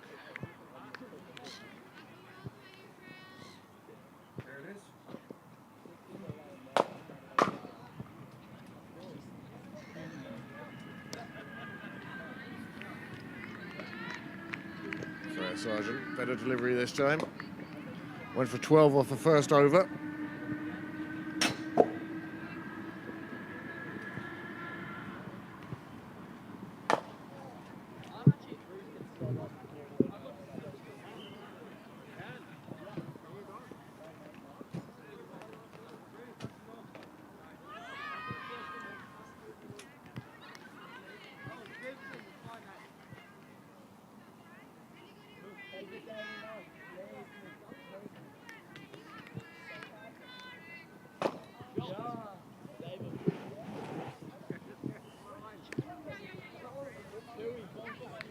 Beautiful slide and pick up there, just on the edge of the ring.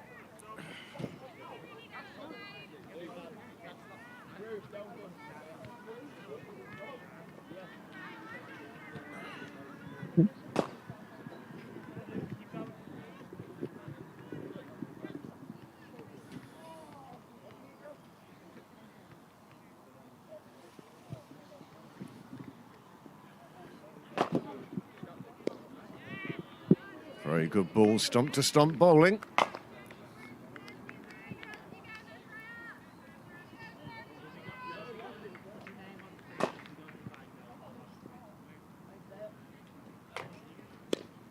This time pulled away into the leg side, it's beyond the fielder. It's not going to reach the fence, the fielder's going to chase that down. Keeps it to 2. It's been a much better over for Clontarf. Pembroke are going to need, like Clontarf had, a few really big overs. Is Manhattan working on this these days? Might have a look at the Manhattan.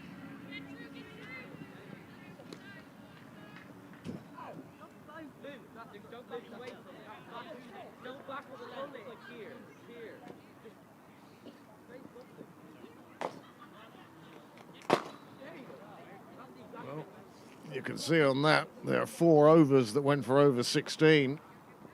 1, 2, 3, 4, 5, 6 overs went for over 12. It doesn't make very pretty reading, but at the moment, would you believe, Pembroke possibly ahead.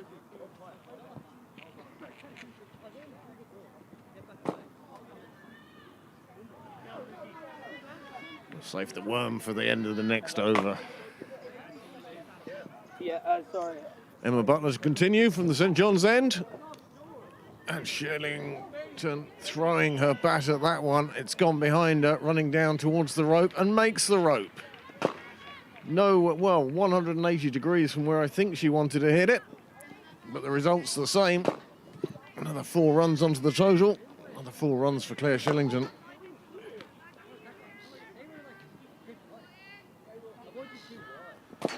This chase is well and truly underway now.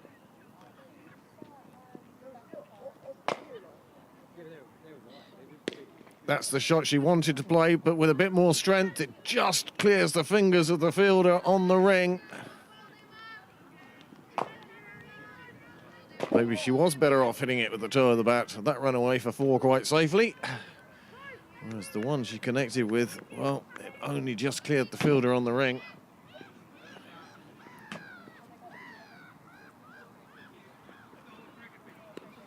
Nicely played away behind leg. Behind square on the leg side. Freya Sargent doing the fielding. Another one goes onto the total. 6 off the over so far.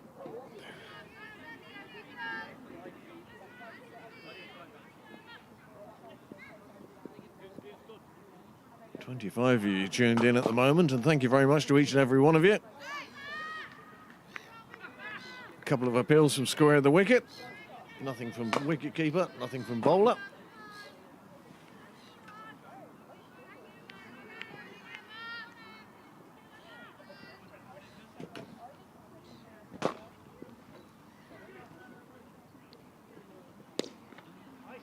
Well, again, Shillington goes big. The vacant ground out at Cow. Super shot. Knowing it's safe once she clears the ring. 4 down to the car park gate. Saoirse Mooney does the fielding in the car park. And that's 10 off this over so far. Still 1 ball to go. Shillington, she's batting here with a determination. 2 of them.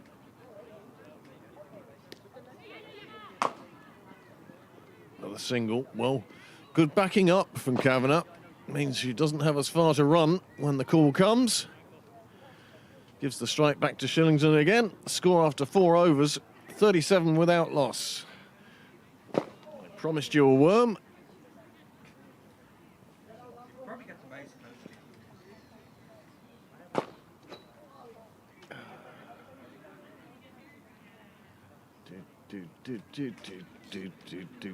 And there we have it. That long, unbroken line for Clontarf, going through various little bursts of acceleration. It's almost like that, was it, the Japanese painting of the wave? You haven't seen that? No, more concerned with matters meteorological.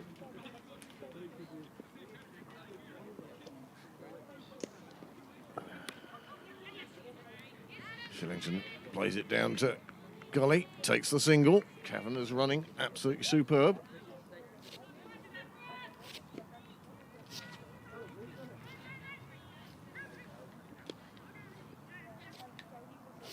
Scoring so well against the frontline bowlers. But even Christina Coulter-Riley and Robin Searle will admit the bowling did get easier for them today.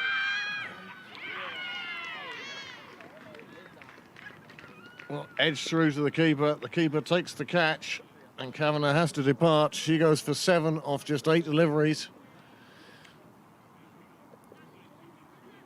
Well, that's not what Pembroke wanted, but she was part of a stand of 38 that lasted 25 deliveries, scoring at a good rate and putting down a super base for Pembroke to work from. The task just becomes a little bit more difficult now. I hope you're going back home now to put the iPad on, Gordon. I hope you're going back home now to put YouTube on. Oh, it's already been out. I hope We're shooting at 194 for none of them. it didn't get much prettier. Well, new back coming to the middle now. Laney Martin coming in at number 3.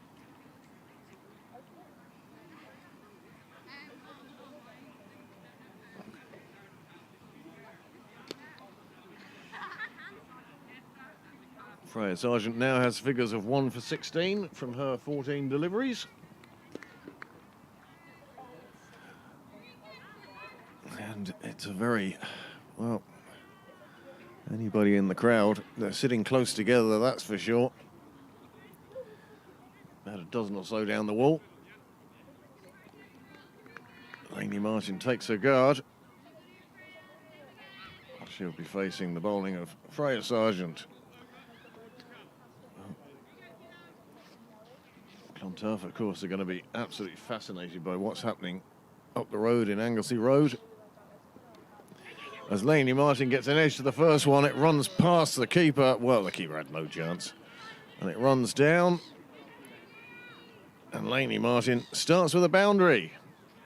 What a fabulous start for her. That one just coming off the edge of the bat. Well, Clontarf looking to keep the runs down, but perhaps they should be looking for wickets. They do have runs to play with at the moment. And all they need is a few early wickets. Well, I wish she'd slide a bat in, but that having been said, they got there safely. It gets Shillington back on strike. Laney Martin moves on to 5 off 2 deliveries. Well, as you see from your screen, Clontarf did amass 214 for 1. Christina Coulter-Riley, an absolute fabulous ton. She played through the rain. And when the sun shined, well, she accelerated away to a century. 2 on this occasion to Shillington. Ball, super throw from the boundary. Prevents any further runs. Shillington, well, she's looking to score from every ball at the moment.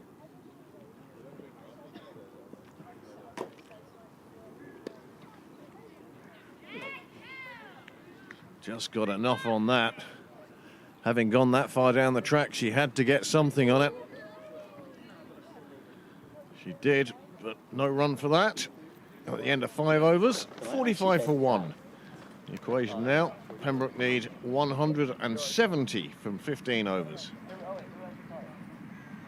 See you at the weekend, gent. Well, best luck at the weekend, gents. Have a good one.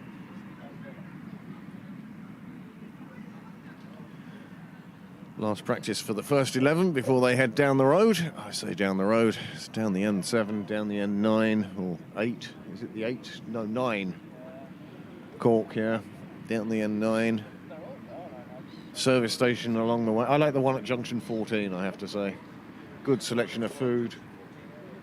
If I'm going as far as Killarney, then it will be Barack Obama Plaza. Junction 14, the one that's called Junction 14. Yes, that's a good one. Junction 14. Definitely go there again. Well, change of bowling now from the St John's End as Sinead Thompson made a debut in the Super Series yesterday. Bowled just the one over, I seem to remember.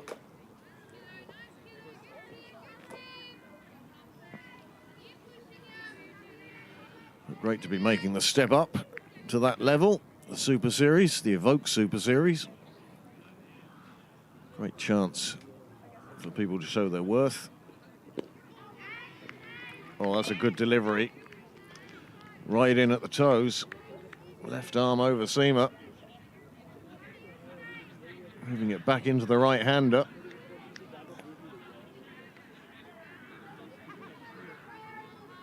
Well, one would say she has a bright future in front of her. A That's got to be close. My only question is, did it pitch outside leg? However, the umpire seems to think it pitched in line, and his is the only decision that matters, and that sees Laney Martin on her way back, having scored 5 from 5.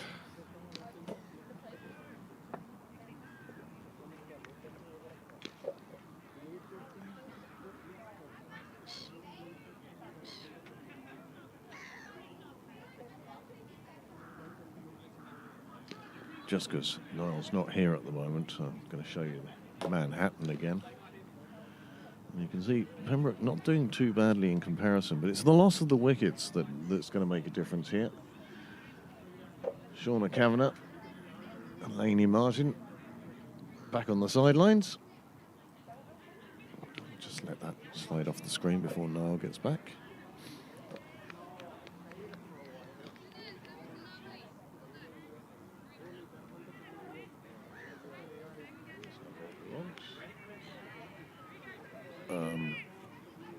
It'd be nice if I knew what to be ready for.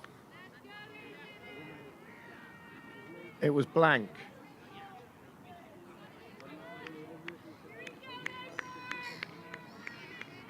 It went Fox blank. Yep. Oh, again, I still question where it pitched. There you go. We move on. Zoe Bell is the new bat. She's welcomed by a wide.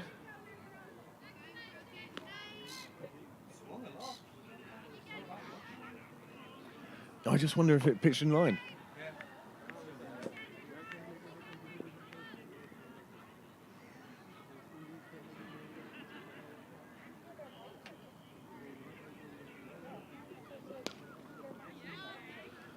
Played away on the offside, but straight to a fielder. Dot ball. Leinster 141 for 7 against the Hills. Also in this Sprint Coatings Division 1 game. But the game that our Clontarf viewers no doubt know, that was one that has hit her outside leg. Thompson proving to be problematic.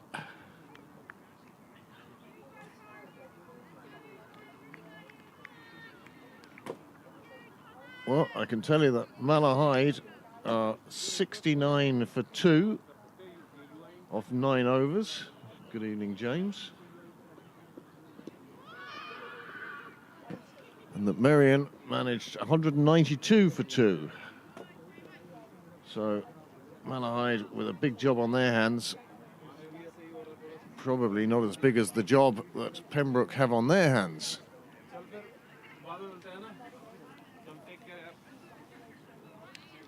Good night and best of luck in Cork.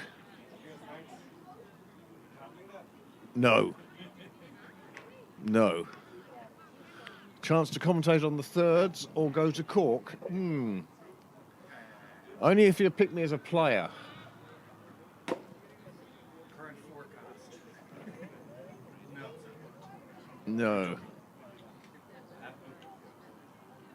Well, we've part wall up at the moment. I think we might get through this game. Well, we go to DL anyway at this stage. We've gone past the flat power play. 6 overs have been bowled. Pembroke are on 47 for 2. Scoring at nearly 8 and over. The trouble is they need 12 and over.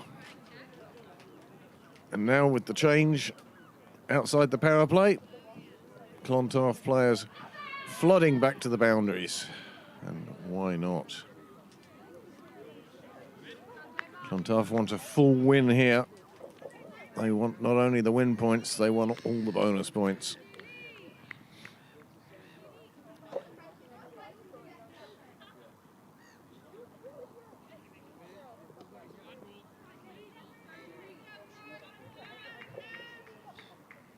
This one wide down the leg side. Julie McNally now on, another player from the Evoke Super Series.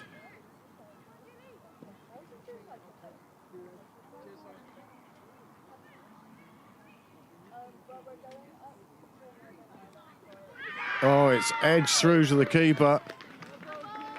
Zoe Bell looked up at the umpire. You could almost see the prayer in her eyes, but it did her no good.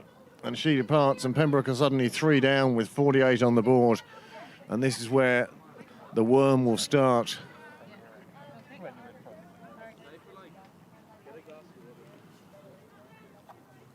Moving very definitely to Clontarf's advantage. Well, you can see why this team is pushing Merion so hard at the top of the table. They're going to want to deny Pembroke any points at all out of this game. I say this like I know how the points work in this league, when I don't. Prendergast Garth and another just walking through the shot. And there goes Josh the dog. Well, I can see a bit of sunlight shining on the top of some clouds in the distance. But sitting here at the moment, it's one of those, it looks 18 and it feels 8. Look on the bright side, people, it's Friday tomorrow. Let the weekend begin. We have the 3rds and the 5ths in Sydney Parade on Saturday. Streaming will be provided of the 3rds game, I'm assuming. The first 11, well, they're heading off to Cork County for a championship game. And it's Kathy Murphy now who's joined Claire Shillington in the middle. On Sunday, seconds are playing away somewhere. Although for the life of me, I can't remember who. But I do know the 4s and the 6s are playing at home. And undoubtedly the 4s will get the TV coverage. Murphy plays one into the leg side. Makes a single. Gets off strike. That'll be her mission, I suspect.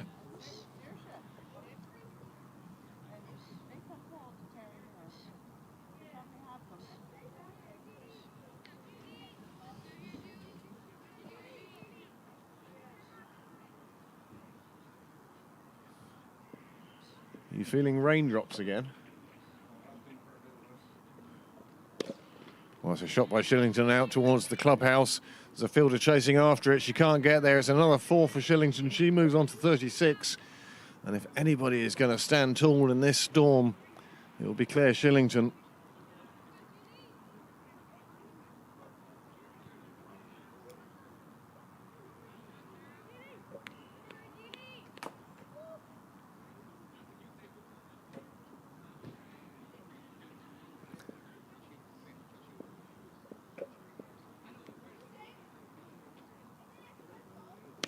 Shillington this time takes it on the full, but it goes straight to the fielder. He'll keep it to a single.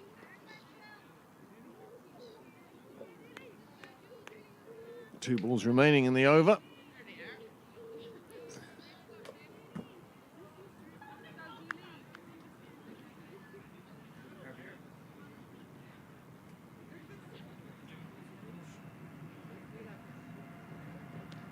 Played away down to 3rd by Murphy. Super shot, shot of experience.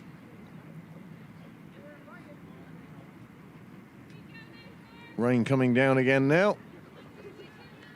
Well, the thing that will kill Pembroke on the DL at this stage is the fact they're 3 wickets down. If they hadn't lost a wicket, then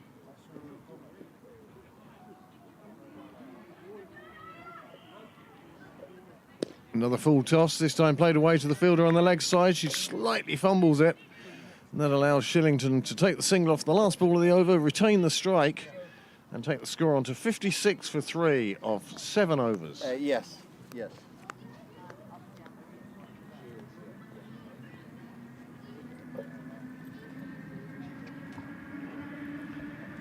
Well, conflab between the two in the middle.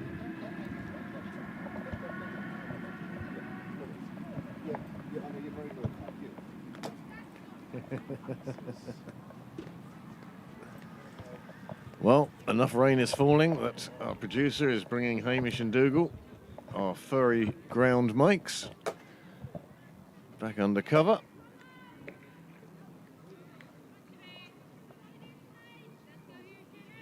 They're the microphones that you can just hear in the background. You can hear the players shouting out encouragement, changing fields.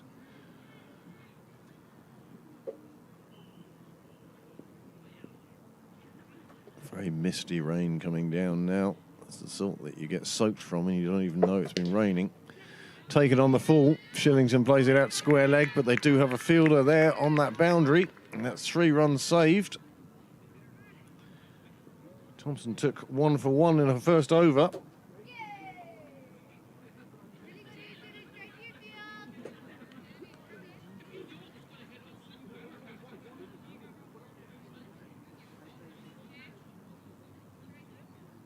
Well, it's a big total that Pembroke are chasing. But they won't go down without a fight, that's for sure. Certainly not while Kathy Murphy's facing.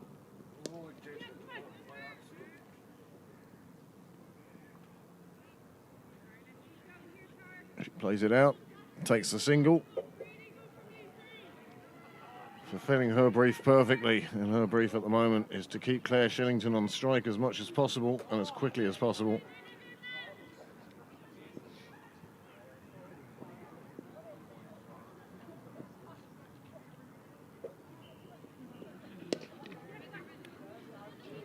Well, just a single, despite the big swing.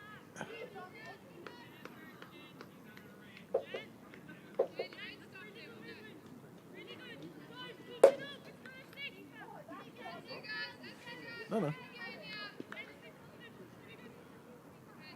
I didn't think so.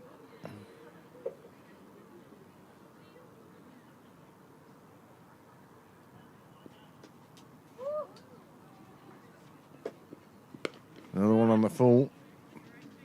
On this occasion, it's called a no ball by the umpire.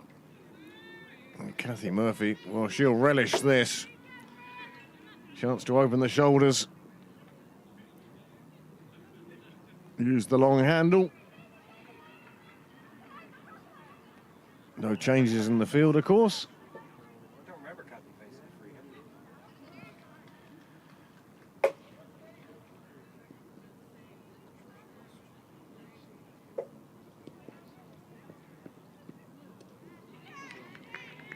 hit. Comes down the track. I think she got an edge on it. I think the keeper put it down, and I think she nearly got stumped. Run out. Yeah. She couldn't be stumped, but she was lurking around long enough out there. She could have been Well, asking for trouble. nothing off the free hit. I suspect that will leave Kathy a little disappointed.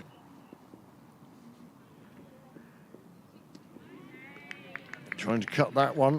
That's her favourite shot, just to play it down to third. Not getting there on this occasion.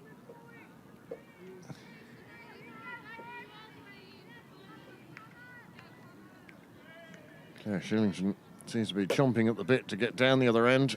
However, 5 balls of the over gone. This needs to be an even score.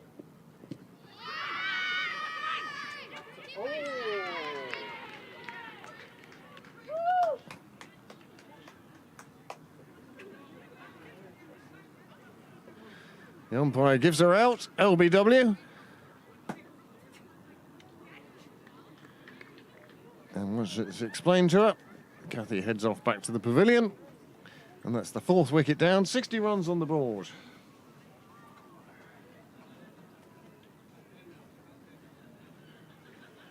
Up in Anglesey Road, well, Malahide need 98 off 8 overs. They've only 2 wickets down at the moment. Bella Armstrong's on 56. But we're not holding our breath on that one.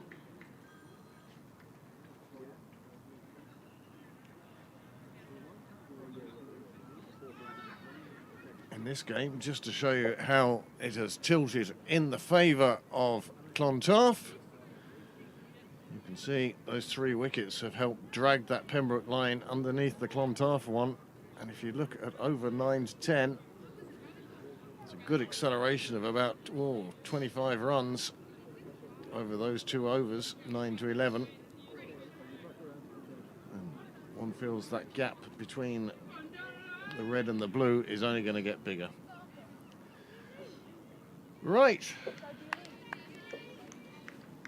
McNally to continue now from the nursery end.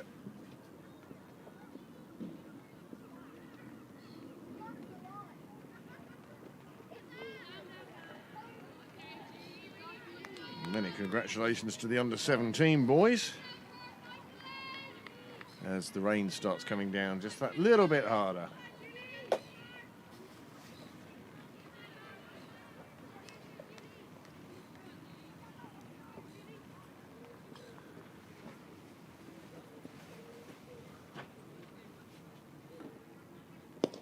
Lovely shot from Shillington. She hardly takes a step down the track. Only to congratulate the non-striker. Non-striker also knew she didn't have to move. 4 more onto the total. 4 more to Shillington, and she moves on to 44.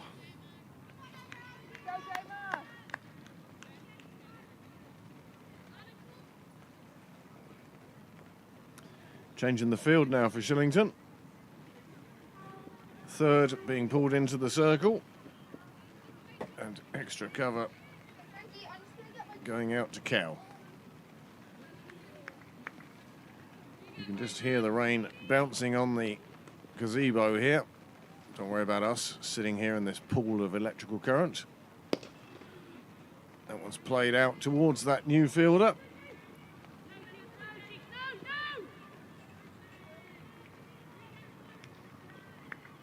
Well, her partner wants to take on the arm. Claire happy to just take the single.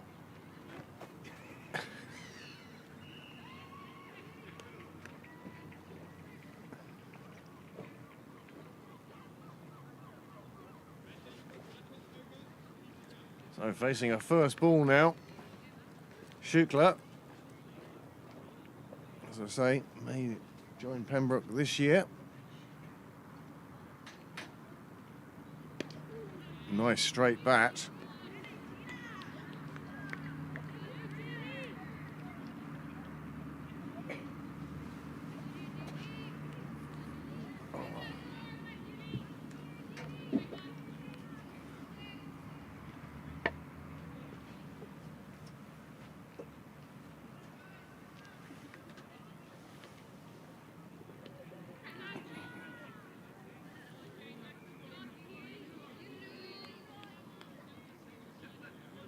One ball remaining now in this, the 9th over. Pembroke still require another. Oh, black screen, black screen, black screen.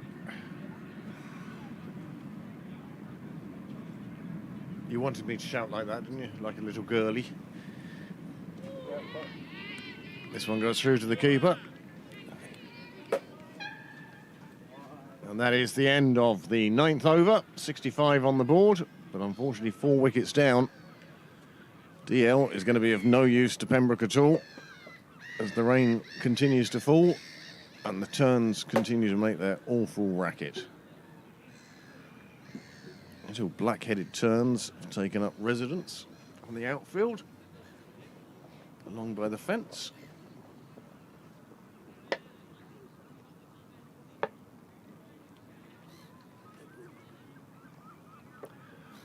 Well, here's tonight's competition.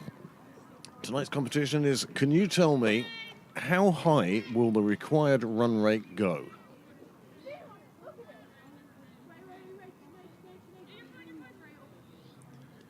$14 and over is something you can do for an over or two, but to sustain it for 11 overs, well, that's going to take something very special. Thompson to continue then. Shillington prepares for the ramp, ends up, well, the bowler followed her across. She picks up 2 sharp runs, takes her on to 47. And you get the feeling that so long as Claire Shillington is in the middle, Pembroke aren't entirely out of this game. He says in a desperate attempt to stop you turning over to the golf.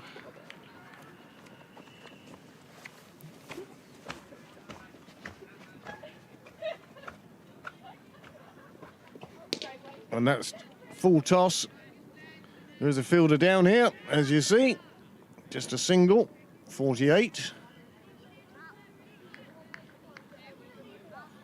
Now Thompson will bowl at Shukla.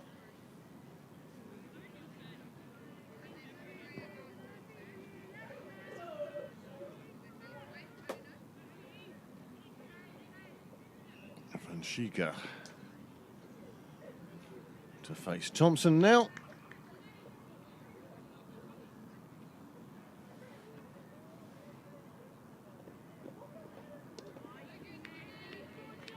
And you can certainly see why Thompson has been drafted into the Evoke Super Series. Even at this stage, even at such a young age, it gives her a taste of what might lay ahead if she puts the work in. And her coaches help her along the way. And of course, as long as she has a love of the game.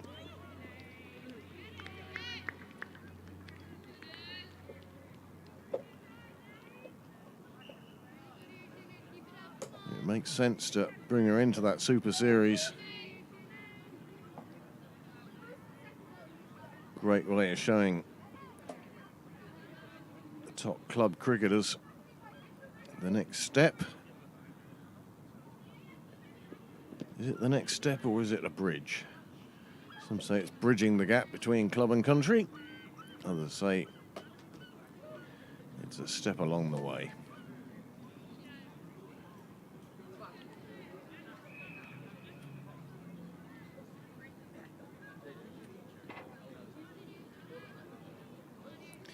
Bit of sunshine bathing the ground now. Not quite shorts and thongs letter. By thongs, I do mean the Australian version. Well, we're halfway through the innings now. 68 for 4.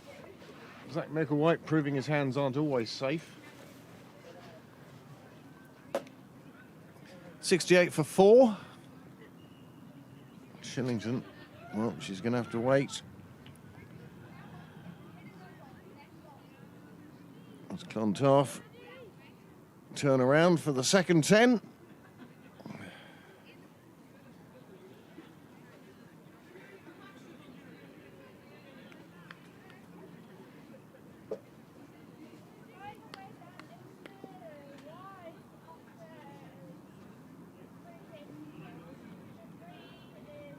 McNally now from the nursery end, and Shillington leans back on that, punches it through. It goes out to the cover boundary.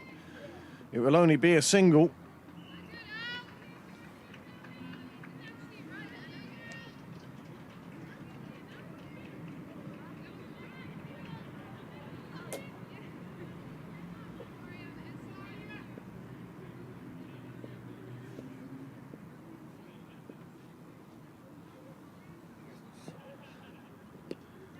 Well, she came down the track on that occasion. Big swing of the bat. She was holding a 3-wood. Unfortunately, no contact made with the ball. It flew in, took the off stump, and that's the 5th wicket down with 68 on the board. But that's a fine knock from Claire Shillington. Gets to 49. And one feels that if Pembroke had any hope of victory, she had to be there at the end with a very large score next to her name. But a good innings from Claire Shillington. She departs the scene. Good applause.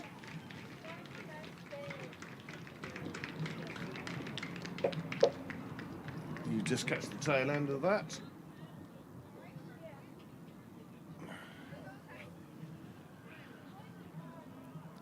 Hannah Little comes out to the middle now.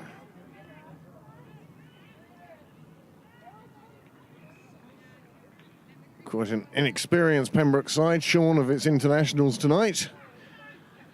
But one wonders if they had been here, if it would have made much difference. 214 for 1. Well, that's an enormous score. I'm sure the Cricket Leinster website will have its story up bright and early this evening before the sun goes to bed.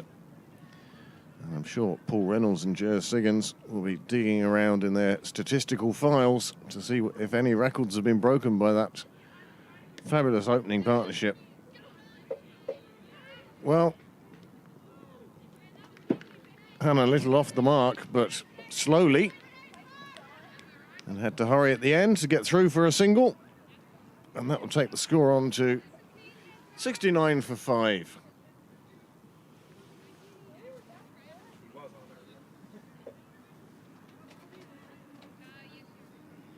Good evening, James.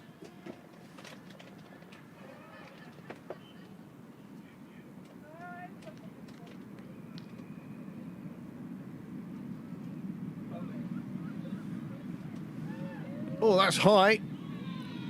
The umpire's going to call in a no ball, but do you know what? It's disappeared down to the far corner. It's chasing that dart down to Bray. Super shot, and now she'll have a free hit as well.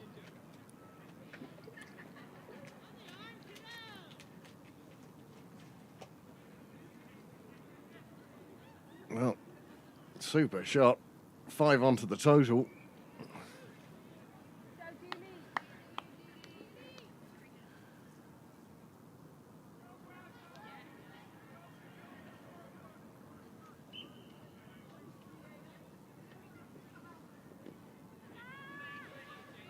Well, not quite as successful with that one. Nally already with 2 wickets, and this her 3rd over. One of those wickets, of course, was the 2nd ball of this over, and she bowled Claire Shillington.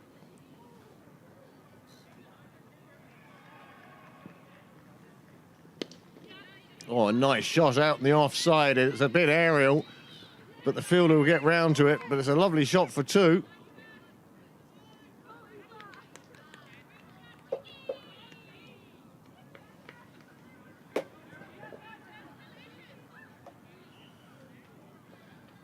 And Shika, well, she already has picked up the nickname of Cheeky.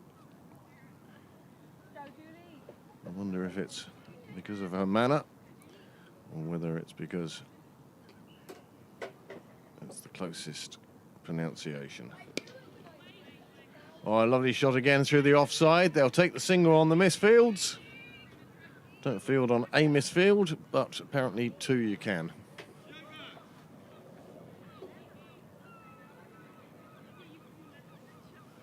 Well, that's the end of another over. 11 down now. The score's 77 for 5. Pembroke scoring at a good rate. If this was the first innings, Pembroke would probably be quite pleased with the way it's gone so far. But the truth of the matter is, 138 runs required from those 9 overs remaining. And don't forget tonight's phone-in competition. How high will the run rate required go? It's already made it up to 15.33. And I, for one, can only see it going in one direction.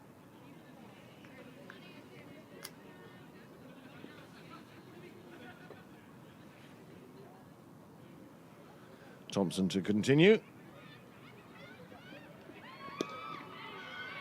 2 for 8 so far. Very tidy in her 3 overs. This will be her last.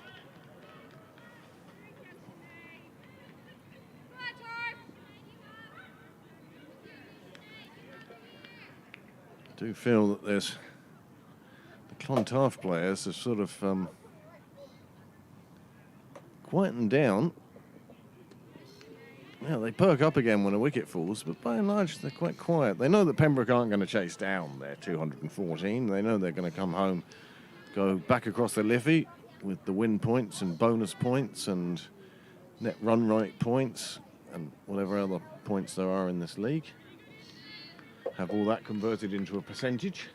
Back to reverse commentators' curses then. Oh no, it takes something absolutely unbelievable.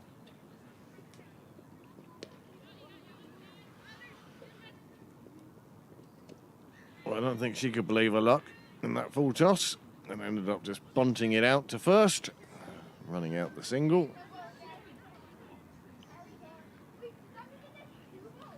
The score moving on 78.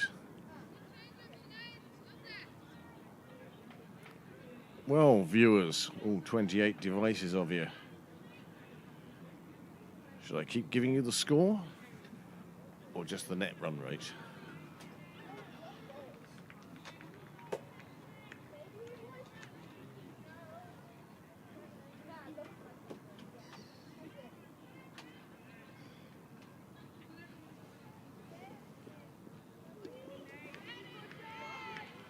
That one going across the bat very nicely, nearly picking up the edge of Hannah Little.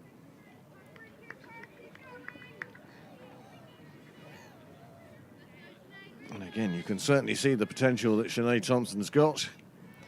And I look forward to seeing her playing not only in Clontarf colours, but certainly in Super Series colours.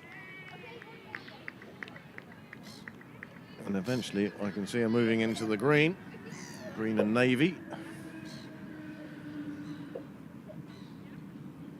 Of the full national side, or at least the women don't have a Wolves team, do they?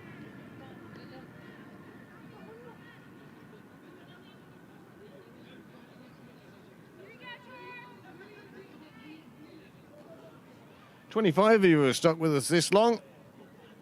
Here to see the last 8 overs. As Pembroke chasing unlikely 137 for victory. That's an extra 137 they require from those 8 overs. That's not 137 in total. And our required run rate, 17.12.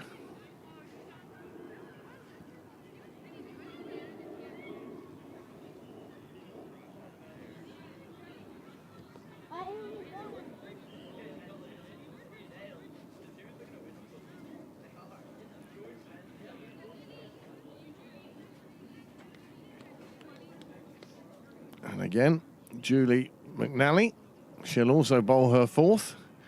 2 for 22 is the only way you can describe her bowling figures.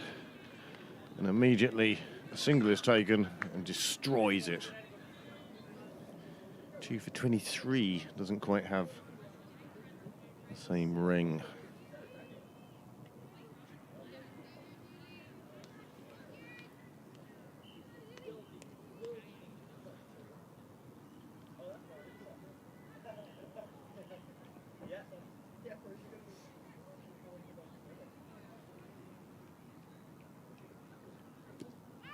Good ball from McNally. I think there was an inside edge of the bat on that, and I think so does the umpire. I don't know if there'd have been much else.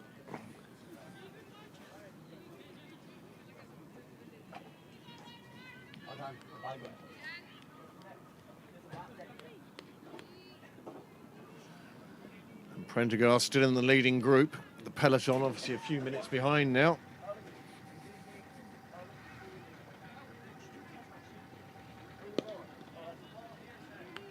Played out the leg side, but Freya Sargent is there.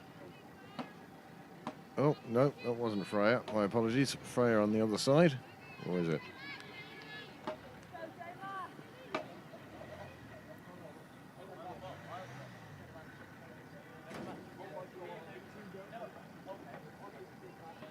Oh, felt it wasn't right and did exactly the right thing. Too many times you see bowlers realise their run-up isn't right. They try and correct it during the run-up, and it usually ends up as a 4 ball. On this occasion, McNally having the sense just to pull out of the delivery. Umpire signalled dead ball, no loss.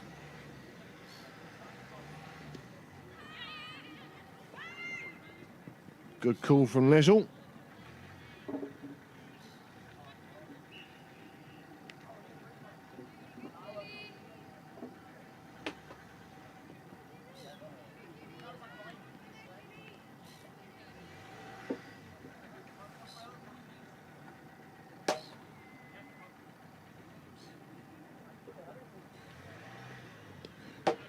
This one goes down the leg side. The umpire will add 1 more to Pembroke's total. What difference does that make?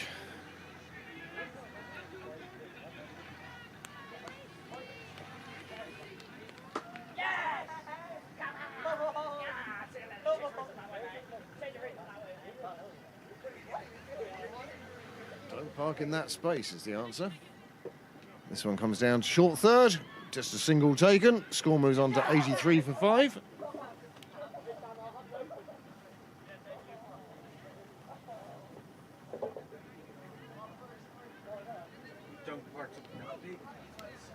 Well, there's that as well.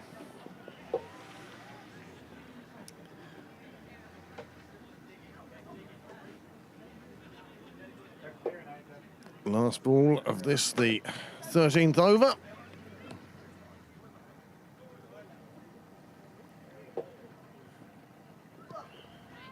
Hits her on the pad, ends the over. And now we'll show you the worm. Well, that Pembroke line has basically flattened out. These two putting together a partnership of a couple of overs, but it's those overs 5, 6, 7 and 8, a wicket falling in each of those that has ripped the heart out of the middle of this batting order. Well, that Clontarf solitary dot right at the end of their line, a run out off the last ball. If that camera was on, it would matter.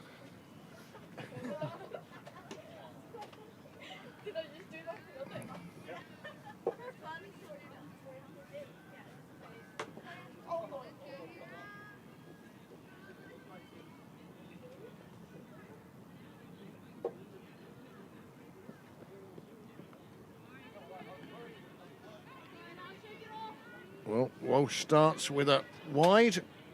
Pembroke run one as well. Alice Walsh.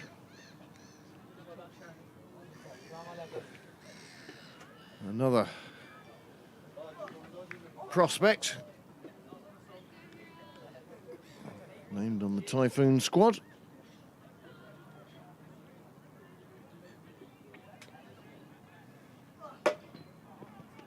Good delivery. Foot just down in time. Good keeping, standing up to Walsh. Would, of course, as usual, like to thank everyone involved with the Pembroke Live channel on YouTube, the club itself, for the support and the financial assistance it's given to, I suppose, kickstart things. And of course, very much thanks to Amazon Warehouse, where Niall gets all his bargains.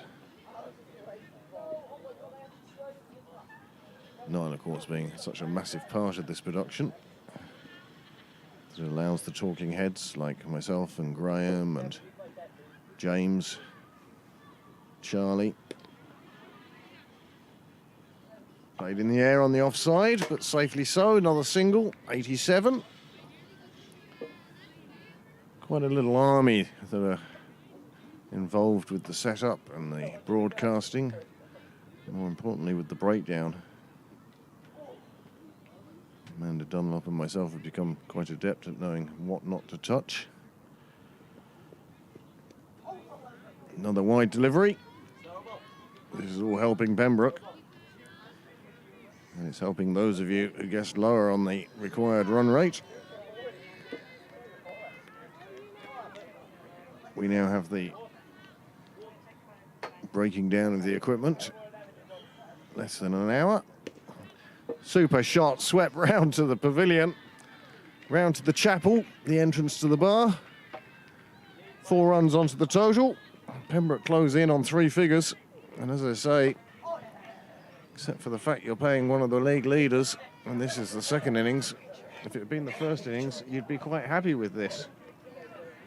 I see Amanda's being taken for a walk by Charlie.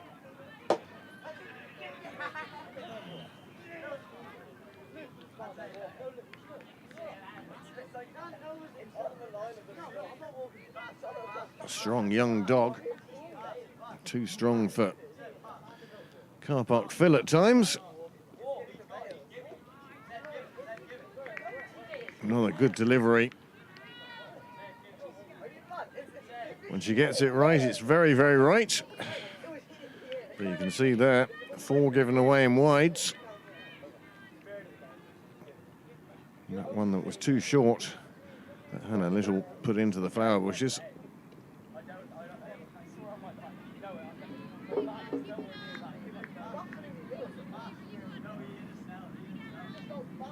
Another dot ball. 19.95. I think that used to be the record for the 200 metres when I was a little boy. Sure it's closer to 15 seconds by now. Another one turned and swung on, but this time the fielder will pick it up inside the rope, get it back to the keeper on the bounce. Sort of throw that keepers of the fifths love down at their ankles.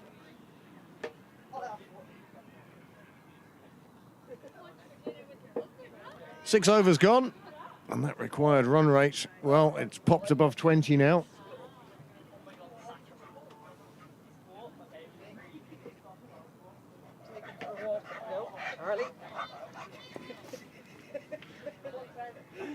That should have been on camera.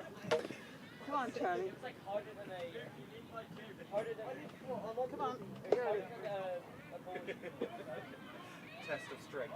No, it's no test at all. The dog wins.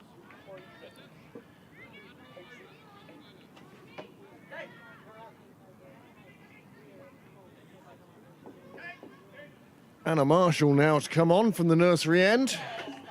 Clontarf captain, I think, taking the opportunity to blood a few players, give them a few overs, bit of experience.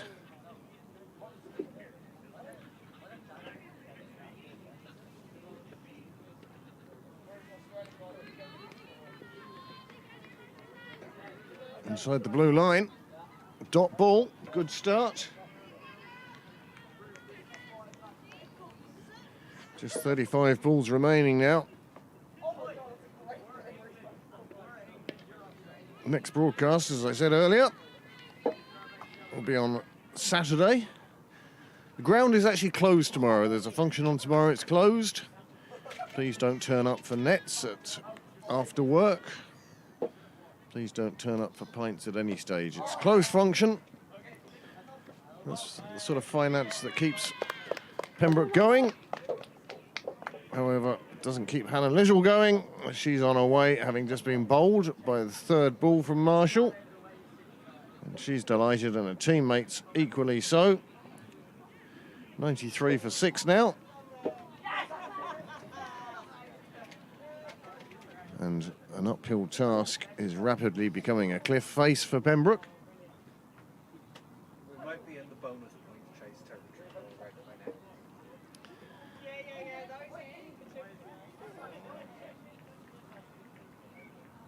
That's still 25 runs away. Not even sure. I don't know what they are. If it's 100, which I doubt it is, because it's 20 overs. I don't think there's going to be a bonus point here from Pembroke. Good evening, Mrs. Robinson.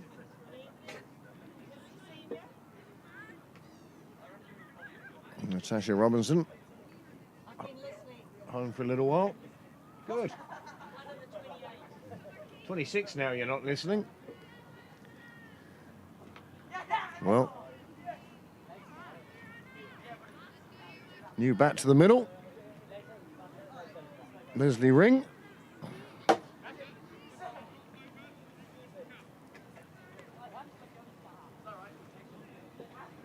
So she moves her feet, and she does. Big swing at that, collects the ball in her pads.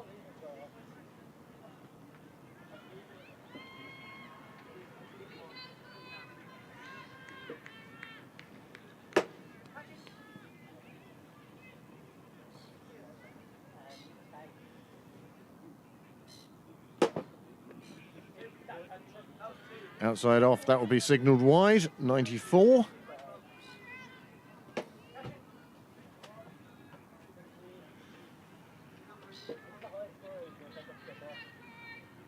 Pembroke close in on this. Well, it will seem important to get to 100.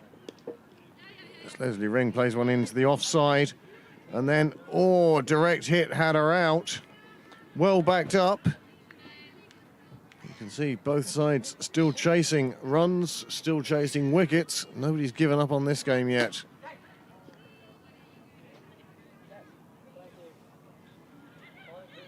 Finchika facing now.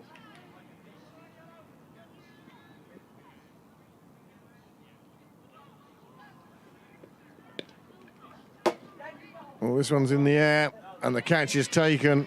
and she's on her way, and the 7th wicket is down. And now, well, it's starting to look a lot like the end of this game is approaching quickly. The thing is, unless they get down to the last over, run rate required may not go to the astronomical levels that it could have done if they bowl Pembroke out before it does. It's certainly on an upward climb at the moment. 24 runs per over now required, the equivalent of a six ball over, every ball being hit for a boundary. That's what Pembroke need now, so if it's to happen, this could be the most exciting 5 overs you've ever seen of cricket. But it might not happen.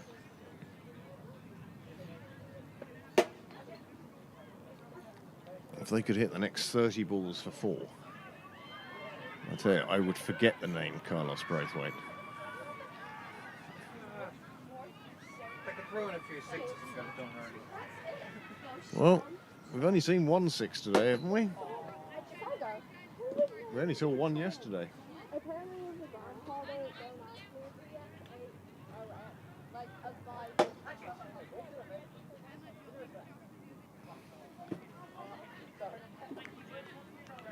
Well, Marshall took 2 for 2 in a first over, and now we revert back down to the John's End. Played out in the offside, but there is a boundary rider there. A boundary rider with a very good arm. So just a single. And that score creeping ever closer to 3 figures. Very nickel now. As we take a look at the night sky, still a bit of sunshine there behind that floodlight. A bit of light coming through anyway. Not too dark as yet.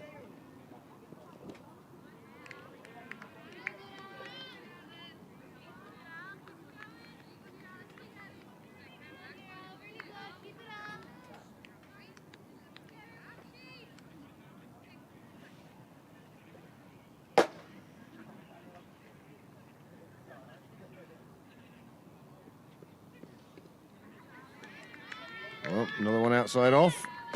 Another dot ball.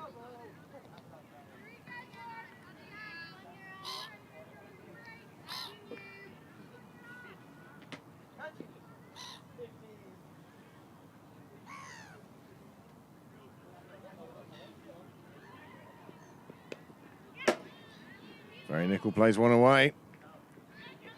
Nice backing up from the leg side fielder. Ball goes to the wicket keeper.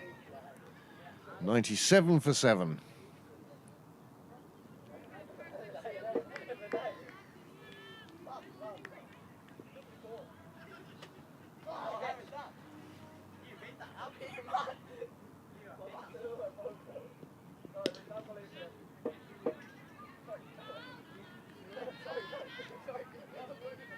Well hit, but no run. Clear enough skies tonight. Just those little showers sent Niall scuttling under the gazebo with his camera. Oh, played nicely in the air, but straight to the fielder. She takes the catch, and Leslie Ring departs with just 2 to a name, and that's the 8th wicket down, and 97 on the board for Pembroke now.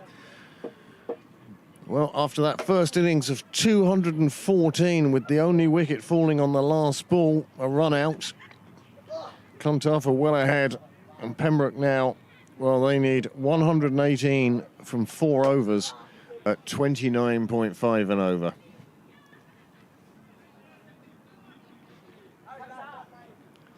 If they lose the 2 wickets quickly, it won't go very much higher. But if they go all the way to the end, we could see 110 off 1 ball, 600 plus.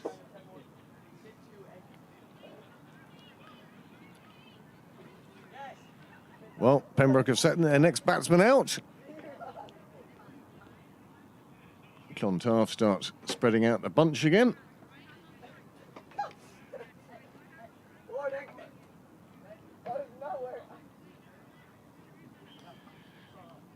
The left-handed captain of the second 11. She opened the bowling tonight. Anna Beale. Anna Beale's mother. One of our regular viewers. And I just say,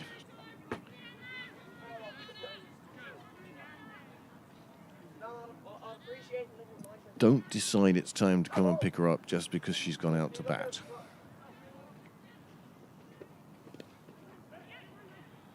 Very Nickel throws it, and she's going to be run out without even facing. Oh, that's a nightmare for Anna Beale. Her partner called her. She went with the call. It's a shrug of the shoulders from her partner. A smile from Anna Beale, and she heads off to the sidelines. And she's dismissed without even facing a ball. 97 for 9 now. And the question being, will Pembroke get to 3 figures?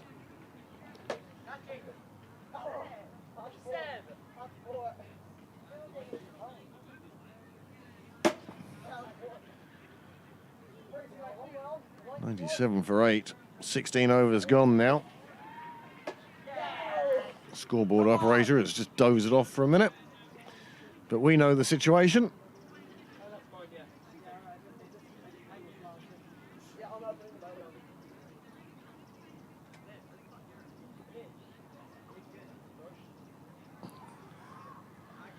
So after Anna Beale's unfortunate departure, Kim Lee MacDonald comes out. The last bat from the Pembroke hutch.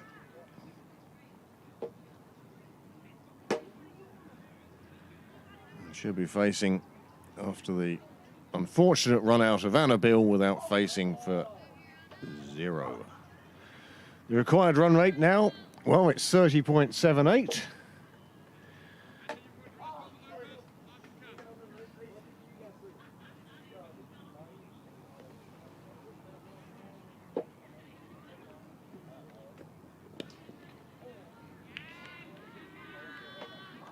Good shot, but another dot ball when you need over 5 a ball.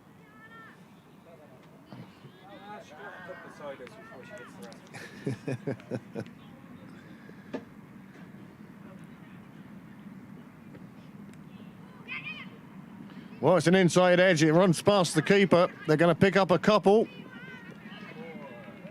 And that's it. That's 100 comes up for Pembroke. 101 for 9. It's come up in the 17th over. Well, it won't be enough to win this game, that's for sure. But a bit of personal pride for Pembroke.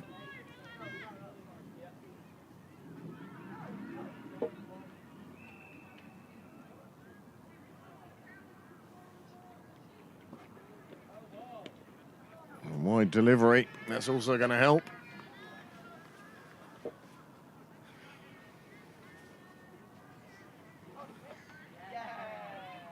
How's your arm after Charlie?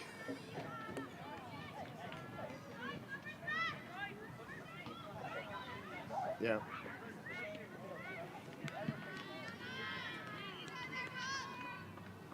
Seb, we're on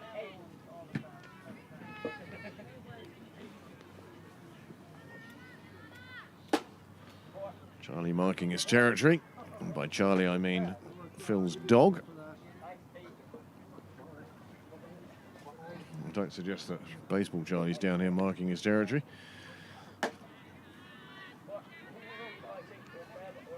Charlie the Labrador. It just seems that Peter can't shake off the last of his pursuers.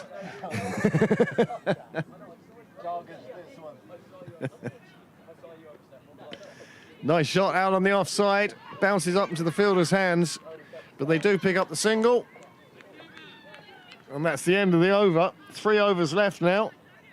And now Pembroke requires snookers.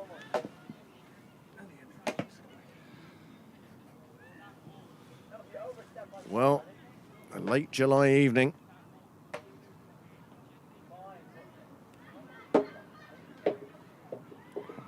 August bank holiday coming up, and then we'll get that slow descent into earlier and earlier evenings.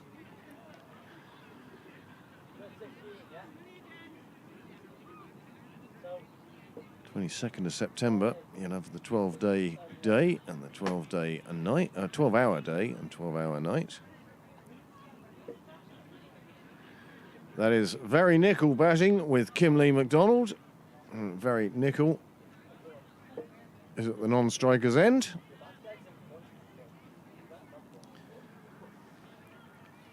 The required run rate now, over 37.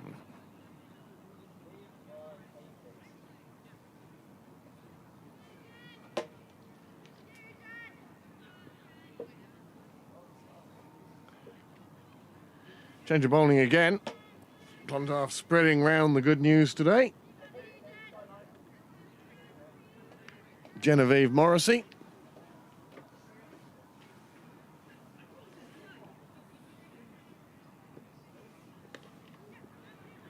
Well, that's nicely played away on the offside. They call through for the single.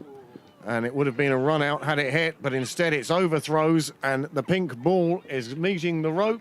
Will it get there in time? The pursuers are there and it just rolls up. It didn't even have the energy to get over the rope. But that's 5 runs.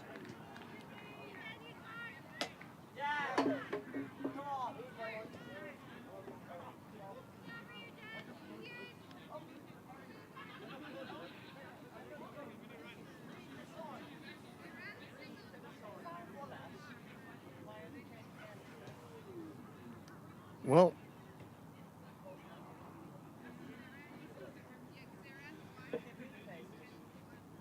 Clontarf wicketkeeper explaining the laws of the game to the umpire.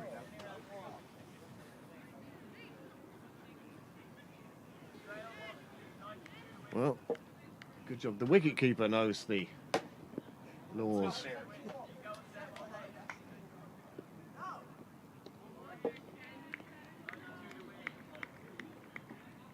They had crossed for the first, completed the first, started back thinking of the second. No, they hadn't, but they'd crossed. They'd crossed. Lights are on in the Ganley room now. Shows how dark it's getting outside. You can see that. Well, I can see that. You can't.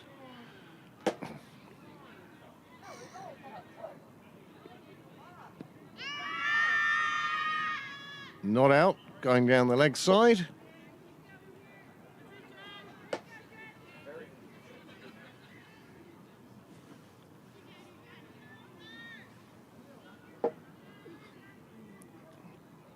All tag rugbyers played their game, had their pint, heading off. Pastures anew in the background. There's Genevieve Morrissey, halfway through her first over. No run there.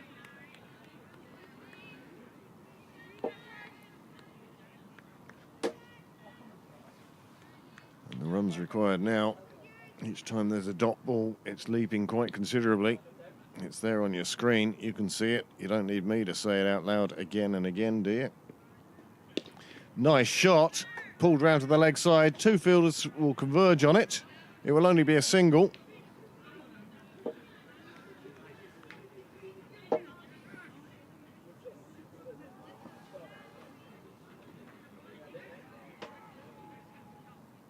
Be sure to tune in, of course, on Saturday.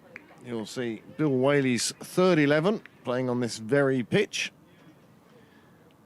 playing on this very wicket. And if you do come down to the club, you have the added bonus of the 5th 11 entertaining Swords on the junior pitch.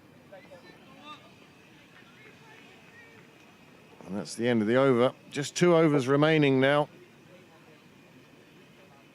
You can see the required rate there. But to their credit, Pembroke have got over half the runs that Clontarf did. They've managed to make it to 110 for 9. However, I don't think Clontarf are going to be penalised 100 runs for a slow over rate. And There you see the gap just getting bigger and bigger between the two teams. Too many orange dots and too flat a line.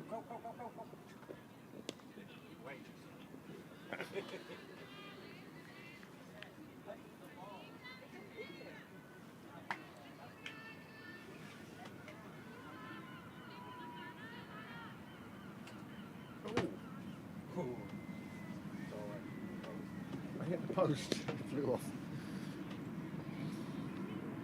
Well, the sun's starting to peek out below the clouds now. That'll tell you how late in the evening it is.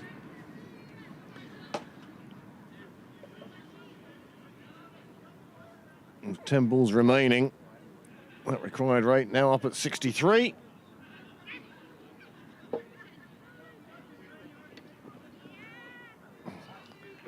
One for the wide, one for the bye. Well, we might take the score up to 1-1-2, but it's not going to reduce the required run rate. Not when you need 10 a ball.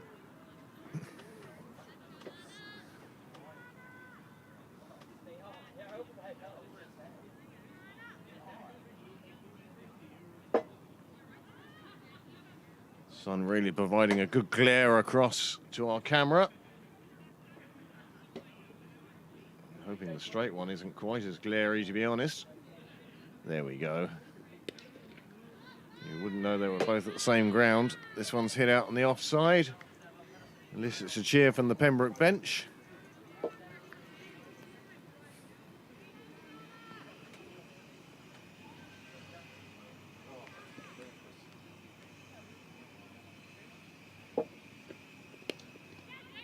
Another one played out in the offside. The boundary rider hasn't had much to do out there. But this time she fetches it back. 1-1-3. And these two have put together quite the stand at this stage. 8 balls remaining in this game.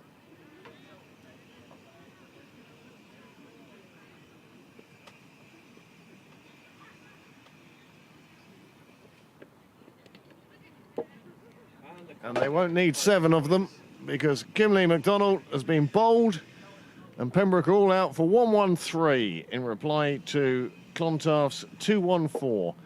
That's a win of 101 runs for Clontarf. That will certainly help them in their pursuit of Merion at the top of the table. Be very interesting to see that table after tonight's results are inputted. And that's a fine all-round performance in the field. But of course, with the bat, the plaudits go to Robin Searle for her 79 and Christina Coulter-Riley. The players thank each other for the game. I think Clontarf will very much be the happier of the two teams.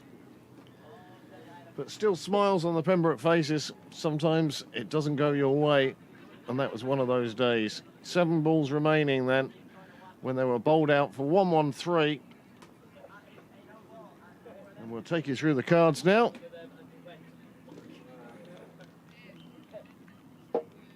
And there is that Clontarf innings.